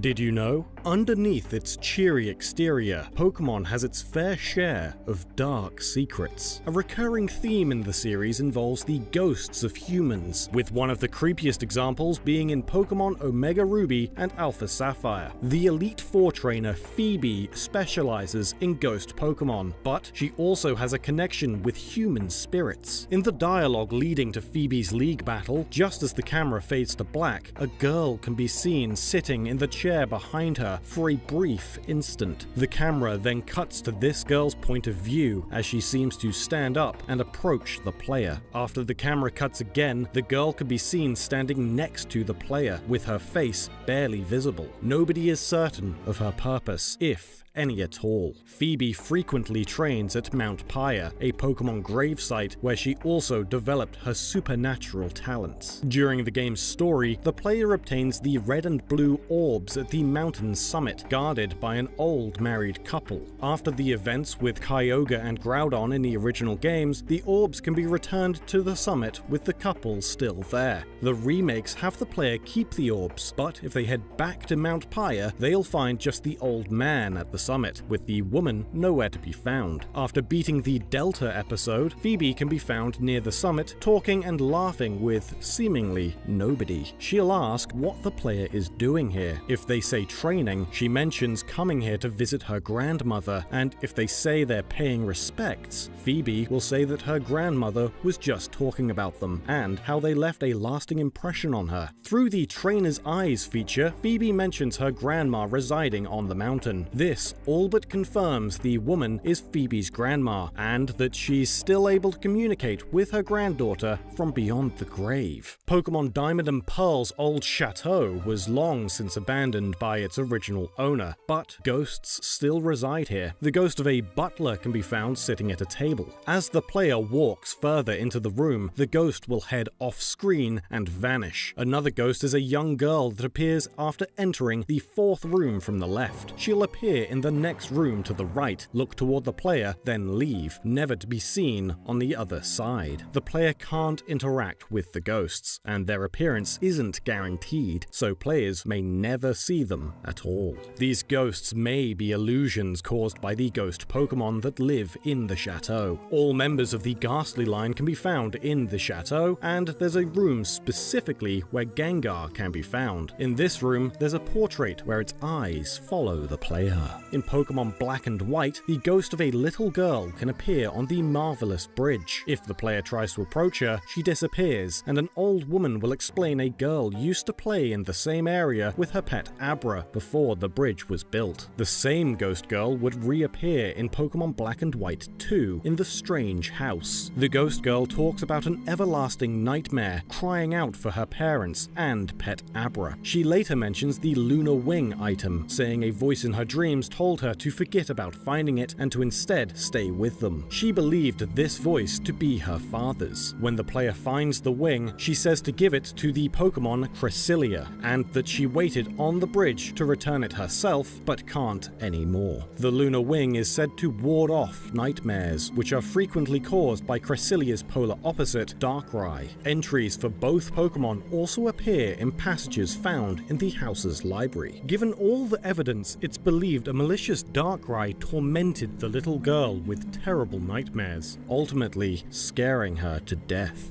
Another startling apparition appears in Pokemon X and Y. Taking the elevator to the second floor of the fighting dojo in Lumio City will cause the music to stop and the screen to flash. After this, a girl with the model of a Hex Maniac appears behind the player and walks past them with no walk animation. They then utter the phrase, "No, you're not the one," and disappear off screen. No further interaction with this girl takes place. Some players theorized the girl would play a role in some kind of in-game event at a later date, but to this day, nothing has come about. This mystery has been taken back to the source, being acknowledged by Pokemon X and Y director Junichi Masuda. In an interview with Kotaku, Masuda was asked about the Ghost Girl, but acted coy, claiming the team never put such a thing in the game. Kotaku's Patricia Hernandez said, "I showed Masuda the video, which he watched intently, and once the Ghost Girl came on screen, he sort of laughed and went, 'Ooh.' In fact, he said, 'Ooh' multiple times during our exchange, sort of with a smirk, but he didn't say more about it." Later, in 2014, the Japanese Pokemon website made a whole page devoted to the Ghost Girl, noting that she can only be met once. The page also included screenshots of an earlier event in the game, when the player enters Route 14's scary house and meets a man who tells a story about a horde of faceless men. The man asks for a tip after telling his story, but if the player chooses not to, he warns them they'll see something scary. The fact this scene was referenced on the Ghost Girl's page made some believe the two events were connected. Ultimately, none of these theories panned out, and the true meaning behind the character was never revealed. In Omega Ruby and Alpha Sapphire, a Hex Maniac trainer can be found on Mount Pyre. When spoken to, she utters the exact same line spoken by the XY Ghost Girl. In the Japanese version of the Gen 3 games, Hex Maniacs appear to be possessed. While their sprite has visible pupils in the Western release, the Japanese game has their eyes pure white.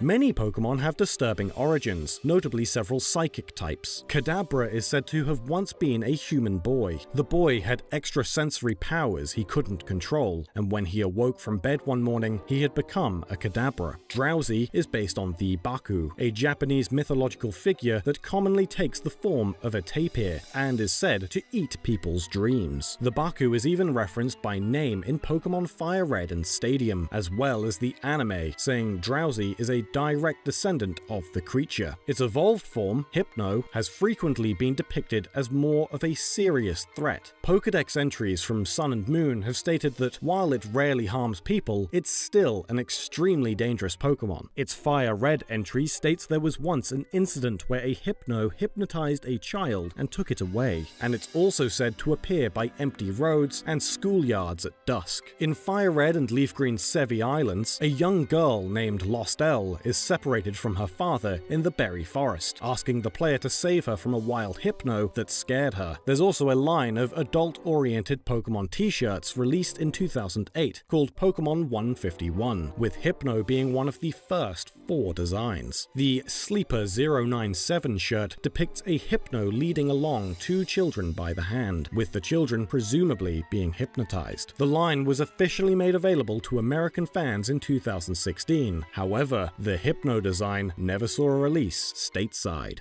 There's also several Pokemon whose existence is tied to human death. Yamask was born from the souls of buried humans, retaining their memories and carrying a mask resembling their former face. Yamask is based on the Death Mask, a practice where, following death, a likeness of the person's face is created by making an impression with a wax cast. Its Japanese name is even Desmas, which can be seen as a combination of death and mask. Similarly, Phantump are created from the spirits of children who die while lost in the forest. These children possess tree stumps and become this Pokemon. The creation of Ghastly is also said to involve gases in graveyards being possessed by the grievances of the dead, and Gengar is said to have been human itself, taking people's lives in an attempt to find a companion. Both evolutions of the Ice-type Snorunt also have ties to human life. Legends say Glalie was formed when a mountain boulder absorbed a stranded climber's regrets and anguish. Frostlass, being based on the yokai Yuki Onna, was the result of a woman's lost soul in the mountains possessing an icicle. Frostlass also freezes creatures it likes and takes them back to its den, where it's said to display them as decorations. On blizzarding nights, it appears near human settlements and will even knock on doors to lure its victims. The most coveted prey of Frostlass are the souls of men, particularly handsome men. Ultra Sun and Moon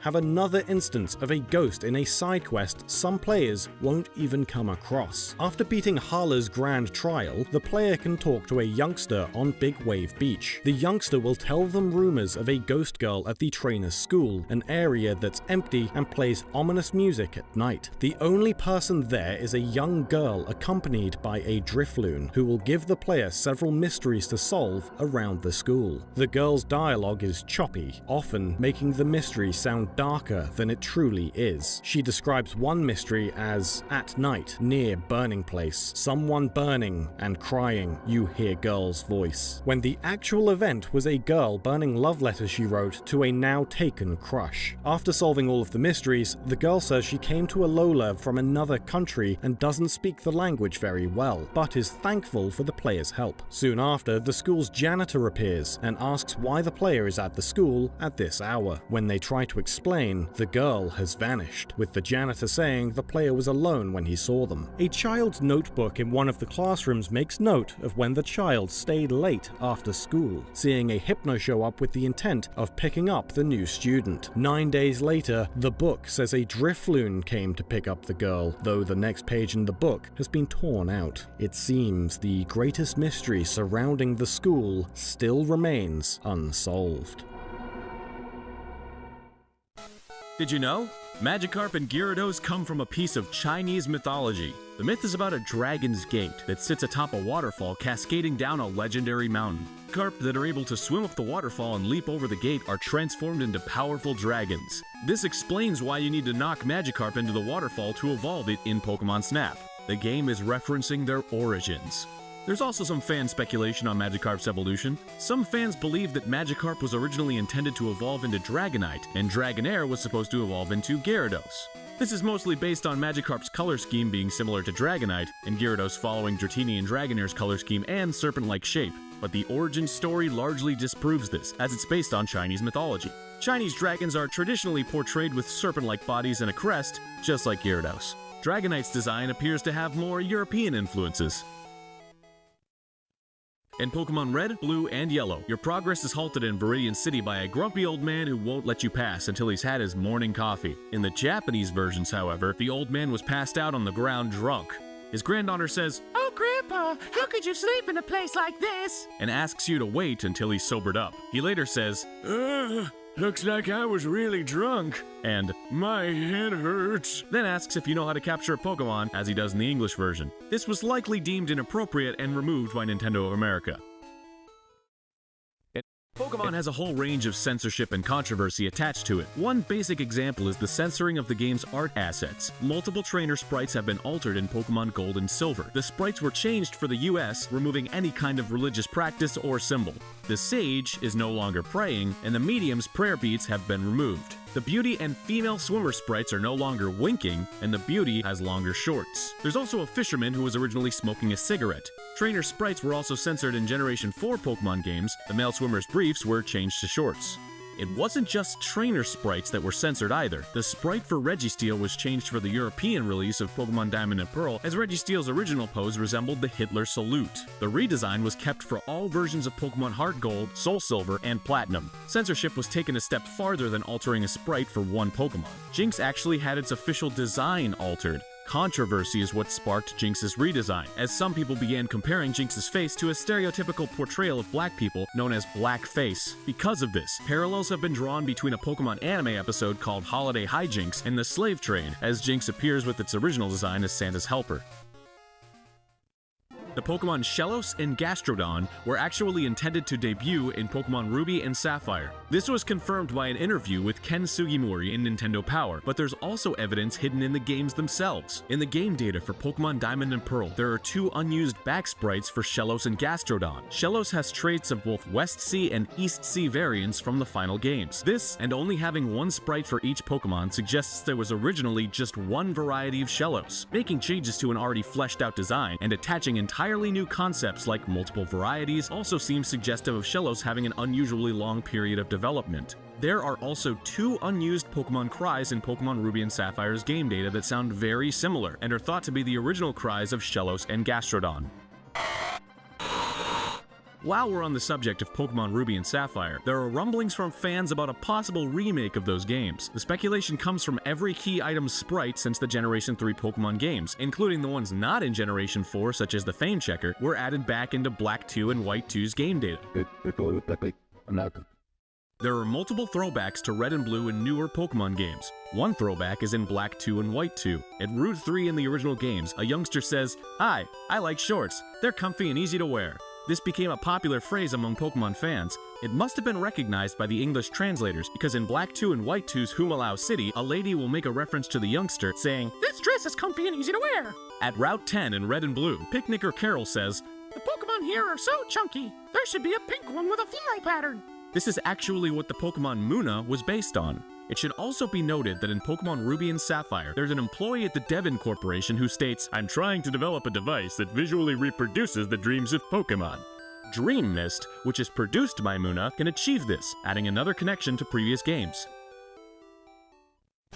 The Pokemon Coughing and Wheezing were originally named NY and LA, referencing the polluted state of the cities New York and Los Angeles. Another interesting bit on Coughing is that his sprite seen in Pokemon Red and Blue is actually wrong. The official design that was set before the release of the game has Coughing's skull and crossbone design below his face, but the sprite in Red and Blue shows it the other way around. In the original games, the character Bill has a strong interest in computer technology and invented the computer Pokemon storage system. In the Japanese version of the games, he was named Masaki Sonozaki, but in the English versions, he was named Bill. It's thought this is a reference to former CEO of Microsoft, Bill Gates. Did you know? The original Pokemon games contain data for an unused town. The name of the town and its proper location can't be found, and it simply shows up in a default position above the Indigo Plateau with the title Pellet Town. There's also unused music in Pokemon Red and Blue. The music has been speculated to belong to the unused town data, but it's also possible the music was used to test the game's audio engine early in development. There's another unused music track, this time in Pokemon Yellow. The track is likely connected to an unused battle system that can be found in Pokemon Yellow's game data, but it also resembles a track from another Game Freak game called Bushi Seryuden Futari no Yusha. The unused system displays the text, "Hurry, get away," if the player attempts to select any menu option besides run, giving the player no option but to flee from battle. It's thought that this system would also have been used for whenever the player went into a battle without a Pokemon. This also suggests that the player could have originally encountered wild Pokemon outside of Pellet Town before they were given a Pikachu. There's also an unused move entry for a hidden machine, or HM, in the code of the original games. The entry sits between the HM's Fly and Surf. In the Japanese Pokemon Red, there's text that translates to "ground rose up somewhere." The text is stored next to the message that displays when the player uses the strength HM in the game's overworld and is formatted in a similar way. Based on this, it seems likely the games originally had a 6th HM that somehow manipulated the ground. There's also an unused Pokemon type in the original games called Bird type. The type has no strengths or weaknesses against any other Pokemon and can be displayed in the stats of the glitch Pokemon such as Missing No. Some leftovers, including the Bird type, are still in the code of Pokemon Gold and Silver. One piece of hidden content in Pokemon Gold is actually right on the title screen. By using a glitch to alter the way the game's palettes are loaded, it's possible to see that Ho-Oh is actually not a silhouette, but a full-color sprite. The sprite itself is unrefined. This suggests that the idea to have full-color Pokemon on the title screen was scrapped fairly quickly. Lugia's title screen sprite in Silver backs this up, as it's just a silhouette with no color. In an early version of Pokemon Gold and Silver shown at Nintendo's Space World event in 1997, the game's starting town wasn't New Bark Town. It was a completely different town named Silent Hills. It's thought that the name was at least changed to avoid comparisons to the horror game Silent Hill, which was released during Gold and Silver's development period. Another strange change is that the Lake of Rage was a full town, and even had a gym. The lake remained an important part of the game, and this original town classification is possibly why you can still fly to the location on the world map. Several areas in the Kanto region were at one point planned to be in Gold and Silver. The Safari Zone was planned to make a return, as were Pewter City Museum and the Cinnabar Island Laboratory. There have been many changes during the localization of Pokemon games over the years. Although a lot of these changes were due to censorship from Nintendo of America, some of the changes were made erroneously by mistranslating the source material or reworking something because it didn't make sense to those who didn't have a thorough understanding of Japanese culture. The move Thunder was inaccurately translated. The Japanese name for the move, Kaminari, can be interpreted as either thunder or lightning. Because the animation for the move shows a lightning bolt, the Japanese name was most likely referring to lightning and not thunder. A similar situation occurred with the move Thunder Punch, although the translators didn't have much of a choice this time. Pokemon moves could only be 12 characters long, so calling the move Lightning Punch was out of the question. The move Splash was also mistranslated. The move's Japanese name is Haneru, which can mean both Splash and Hop. In this case, the move is meant to be called Hop, which explains why Splash is a normal type move and not water type. Pokemon like Hoppip can use Splash. His Japanese name, Haneko, even shares the same root as the Japanese word for hop. The move Night Slash is called Crossroad Killing in the Japanese games. The English name is still relatable to the meaning behind the Japanese name, but it's nowhere near specific.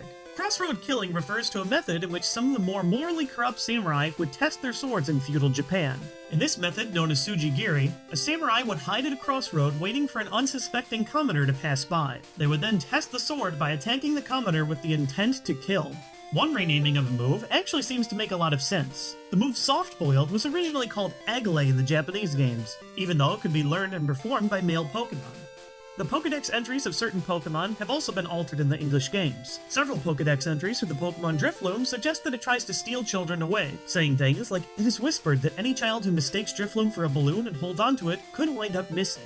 However, Drifloon's Japanese Pokedex entry in Pokemon Pearl specifically mentions that it takes children to the world of the dead.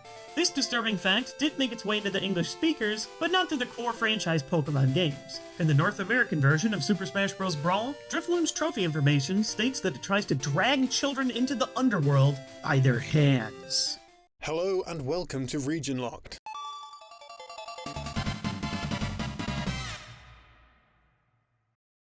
Since its inception, Pokemon has managed to grow into the highest grossing media franchise of all time, and of course has an extremely close relationship with the video game industry, and with that, Nintendo. The Pokemon series may be enjoyed by viewers of all ages, but the anime is primarily marketed towards children, while the games are considered more of an all-ages venture. As the owners of the Pokemon brand, the Nintendo company aren't exclusively controlled by Nintendo. Their ability to create products branching across multiple video game platforms allows the series to reach a wider audience than just those interested in Nintendo's own systems. Over the years, this has resulted in a number of titles for Windows PCs and more recently, mobile games. In Japan, however, Pokemon could even be found on a platform created by a one-time major rival for Nintendo, Sega. Today, we'll be looking at the 7 Pokemon games released on Sega platforms, the Sega Pico and Advanced Pico Bina.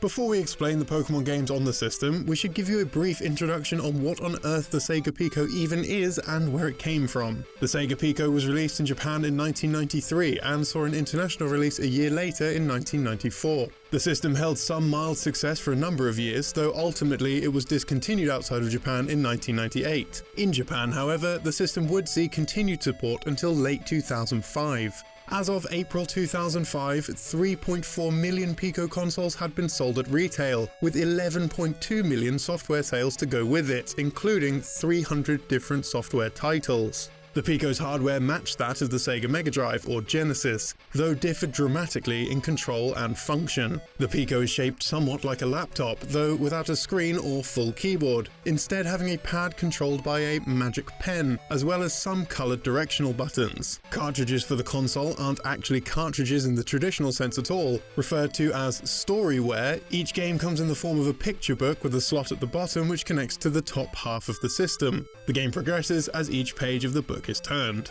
In total, 3 Pokemon games were released for the Sega Pico. Pokemon Catch the Numbers was released July 23, 2002 and uses the second generation of Pokemon. It was designed to teach children numeracy skills, with the story following Pikachu and Togepi after Team Rocket steals all of Ash, Misty and Brock's other Pokemon. The player is faced with a selection of mini-games that must be completed in order to retrieve the lost companions. As a side note, within the data of Catch the Numbers, a large sprite of Weezing can be found which would ultimately never be displayed in-game. Pokemon Advanced Generation I've Begun Hiragana and Katakana was released on November 17, 2003 and uses the third generation of Pokemon. It was designed to teach Japanese children how to read and write Japanese hiragana and katakana script. The story involves Team Rocket deceiving Ash, Brock, May and Max by disguising themselves and telling them they need 25 Pokemon to progress to the Pokemon stage. Each Pokemon is caught by simply correctly drawing 5 kana. If Pokemon on Sega wasn't enough, a Pikachu Pico was released in 2004, a year before the end of the Pico's life cycle. The system was just a Pico designed with a Pikachu aesthetic, otherwise having no differences to a standard Pico console, of course created entirely as a way of boosting the system's sales. The console came bundled with a copy of Pokemon Advanced Generation I've Begun Hiragana and Katakana. The last game released on the standard Pico was Pokemon Advanced Generation Pico for Everyone Pokemon Loud Battle. Released on July 13, 2004, the game also includes the third generation of Pokemon. The game stars Ash, Brock, May and Team Rocket and is mainly based around reading and playing minigames. The game came with a Pikachu-themed controller, with various minigames being playable in a competitive 2-player mode, with both players using either side of the controller. Inevitably, the Sega Pico would come to the end of its life cycle in 2005, but wouldn't be entirely scrapped. Instead, a follow-up console was created for the Japanese market, which would show clear upgrades over earlier incarnations. The successor, the Advanced Pico Bina, was released in 2005 and is often referred to as simply the Bina. The two systems are extremely similar in design, though the Bina features an additional set of buttons on its right side to accommodate left-handed children, represent, as well as the inclusion of built-in speakers, and ports to allow extended functionality, such as an SD card reader which can be used to save game progress and store images. Sega Toys honed in on the forms of education that they hoped to achieve with the Bina, summarizing them with 5 headings. Education, basic knowledge of letters, words and numbers. Virtue education, develop sociality and discipline by learning morals and manners. Physical education, improve and understand exercise and physical abilities such as rhythm. Food education, acquire proper knowledge of food, both in eating habits and manners. And finally, safety, develop safety awareness such as avoiding crises in daily life and health awareness. As a technicality, the Bina is actually the last Sega console ever to be released, a full 6 years after the Dreamcast. While the console has never been officially cancelled, there have not been any new games released for the system since July 2011. In total, there were 4 Pokemon games released for the Bina. Pokemon Advanced Generation Pokemon Number Battle, released on October 1, 2005. The game uses the third generation of Pokemon. It mostly involves finding hidden Pokemon in various scenes, as well as solving math questions and puzzles. intellectual training drill Pokemon Diamond and Pearl Letter and Number Intelligence game was released on the 21st of April 2007 and featured the 4th generation of Pokemon. The game was geared towards teaching children general knowledge, words and numbers such as counting Pokemon, grouping them based on on-screen prompts, colouring by numbers, and a simple jigsaw. This game in particular does seem more general than the other titles, rather than focusing on specific skills. Pokemon Diamond and Pearl Search for Pokemon Adventure in the Maze was released on September 17, 2009, using the 4th generation of Pokemon. This title seems to be more Pokemon-centric than the other games, involving puzzles based around Pokemon, with the player having to use the book to highlight Pokemon either based on their silhouette or finding them in on-screen mazes. The game also encourages children to learn the Pokemon by name alone rather than relying entirely on images. And lastly, Pokemon Best Wishes Intelligence Training Pokemon Big Sports Meet was released on December 4th, 2010 and included Generation 5 Pokemon. The player takes on the role of Ash through various games which involve learning hiragana, numbers and English, as well as completing a number of exercises in order to win medals. Through the use of the Bina SD card reader sold separately, it's possible to save the game and print images created in-game. The Pico was made purely as a form of edutainment, providing an enjoyable learning experience to young children. Though initially created by Sega, it was eventually passed over to their subsidiary Sega Toys to run on their own in the year 2000. Sega Toys was formed in February 1991 when Sega absorbed the Japanese toy manufacturer Yonezawa Toys. Yonezawa Toys was formed in 1932 and were well known for their work on the creation of tin toys during the 1950s and 1960s, gradually evolving into the production of electronic and radio-controlled toys as trends shifted. But it wasn't just their toys that made the company so profitable, as Yonezawa Toys also worked as a distributor with major ties to the Western market, working with companies such as Hasbro. They would eventually go on to become the largest post-war toy manufacturer in Japan. The merger of the two companies resulted in the creation of a Sega subsidiary called Sega Yonezawa, which over the years would transform until eventually it would become known as simply Sega Toys. Sega Toys have continued to produce electronic toys and gadgets, as well as standard toys and licensed products, winning numerous awards along the way. Sega as a console producer had a code which was given to all third-party developers for their systems, which would be displayed on the box or hardware of any third-party product between the 1980s and 2000. Interestingly, this would even extend to their own subsidiary of Sega Yonezawa with the code T193, and then eventually Sega Toys would be assigned their own code T418. The fact that these two companies had codes associated with them could imply that Sega, the parent company, treated Sega Toys as a third party. Sega and Sega Toys, at least at the time of this video, do not have much involvement with one another, with only rare occasions when the two businesses work in tandem. For example, Sega Toys provides prizes for Sega's claw machines in arcades. As a result of this detachment from Sega, it seems to provide Sega Toys with the freedom to work with any company they desire, regardless of loyalty to its parent company. This has resulted in Sega Toys even working with other companies to produce video games, such as the Ochaken series developed by MTO, rather than following the obvious choice of using Sega and keeping development in-house. To bring it back to Pokemon, Sega and Sega Toys have had many interactions with the Japanese TV station TV Tokyo, who have been broadcasting the Pokemon anime series since its debut in the 90s. The companies have worked together to produce a variety of games for Sega consoles, including Hono no Tokyuji Dojidampe and Ahare Manara, two tie-in games to their respective anime series produced by Sega and licensed by TV Tokyo. Sega Toys are also toy manufacturers for classic anime shows on the channel too, such as Bakugan.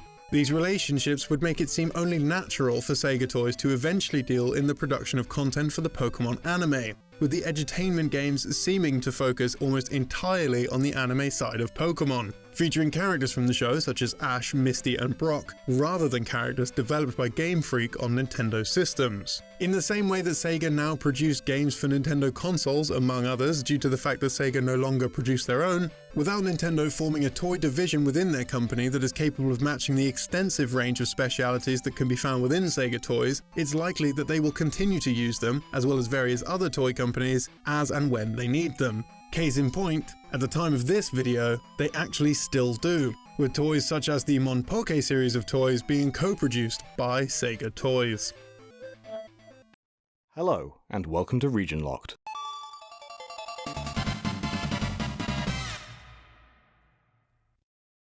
The game we're covering today comes from a company best known as the creators of Pokemon, Game Freak. We've already covered one of their titles on this channel with Mario and Wario, but they had another game for the Super Nintendo that was never published in America. That game is Bushi Seiyuden Futari no Yusha, which roughly translates as Warriors of the Blue Dragon Legend, The Two Heroes. Before talking about why the product never came to the West, let's take a look at the game itself. Published in 1997 by T&E Soft, Game Freak's Bushi Seiyuden is a unique blend of RPG genres. The player takes control of the game's protagonist in a fantasy-themed version of feudal Japan. While out adventuring, the hero encounters a small pink flying monster, Woku. Woku was once a girl, but has been transformed. It's her goal to find a way of reversing this transformation and becoming her true self once again. When the young swordsman's house is destroyed and his sister, Nami, is kidnapped by monsters, he seeks out to rescue her. The game's draw is in its unique gameplay. The player controls the hero through several different perspectives. These include an overhead-style RPG, like that of The Legend of Zelda. From this perspective, you are able to navigate the world, visit towns, cut down grass, discover treasures, and find dungeons. Talking to residents will initiate a first-person perspective, allowing you to look around the environment that surrounds the person you wish to speak with. And finally, entering a battle or dungeon will start a side-scrolling battle phase. While the game appears to be an action game at first glance, this isn't actually the case. Battles are turn-based, and will only continue if the player moves or attacks. But rather than using a typical menu to work through these screens, the hero is actually directly controlled like a typical action game. Battles begin by either attacking an enemy on the overhead perspective, giving the player an advantage over them, or by being ambushed by the enemy, granting them an initial first strike. After a certain period of time, once the player is strong enough, weaker enemies can be wiped out directly from the overhead map. During battles, the player takes control of not only the hero but also Woku. The hero is able to attack using a variety of sword techniques, or he can use a magical shield to defend himself. The shield is also capable of firing a bullet by using some of the player's Kokoro meter, or spirit meter, but it will only deal half of the player's standard damage. Woku is able to assist the player by lifting him into the air for a short distance, allowing him to attack enemies that are out of reach and navigate the stage. Woku can also distract some enemies and prevent them from hitting the protagonist. If knocked out, Woku can be revived after a number of turns or at the end of each fight. She is also capable of attacking enemies directly, although she will also receive damage for every turn that she is attacking. The hero also has an ability known as the Heart Eye, allowing the player to learn more about the strengths of enemies as well as being able to find hidden paths. As the game progresses, the player will learn skills that will help to attack larger quantities of enemies or deal greater damage. The main goal of the game is to destroy the Tower of the Ocean God. The Ocean God was a god that turned evil, creating a tower which connected both heaven and earth. This created a path between the world of gods and the world of men, allowing for demons to invade the planet. To destroy the tower, the player must obtain Magatama. Magatama are small curved beads which were treated as ceremonial and religious symbolic objects in the Kofun period of Japan. Visually, they appear to look similar to one half of the yin-yang symbol. Each battle has a turn limit, indicated at the start of each fight. Winning the battle within the allotted number of turns provides the player with Magatama. The quicker the fight ends, the more Magatama obtained. The most striking part of the game is its art, which is reminiscent of the Pokemon series. This is likely because Bushi Seiyuden released just after the original Pokemon games, and it had Pokemon artists Ken Sugimori and Motofumi Fujiwara work on the title. Alongside them was Pokemon composer Junichi Masuda, who worked on the game's soundtrack. And lastly, the game was designed and conceptualized by Pokemon creator Satoshi Tajiri. The game was originally announced under the name Magatama Densetsu, translated as Magatama Legend, and several magazines claimed that the game was to be published by Enix. It appears at some point during development, Enix dropped out of the contract due to concerns with the title's direction, and so a deal was made with T&E Soft instead. It was also published around the end of the Super Nintendo's relevancy outside of Japan, with the Nintendo 64 having been released around the same time. The game's lack of localization is probably linked to this late publishing date, as support for the Super Nintendo had begun to fizzle out by this point. Being an RPG, the game is also dialogue heavy. This would have increased the cost of translating the game and made the possibility of localization even more remote. It's also worth noting that Pokemon still hadn't reached the West by this point, and Game Freak weren't the internationally recognized developers that they are today. Surprisingly, there is also no fan translation available online at the time of this video going live.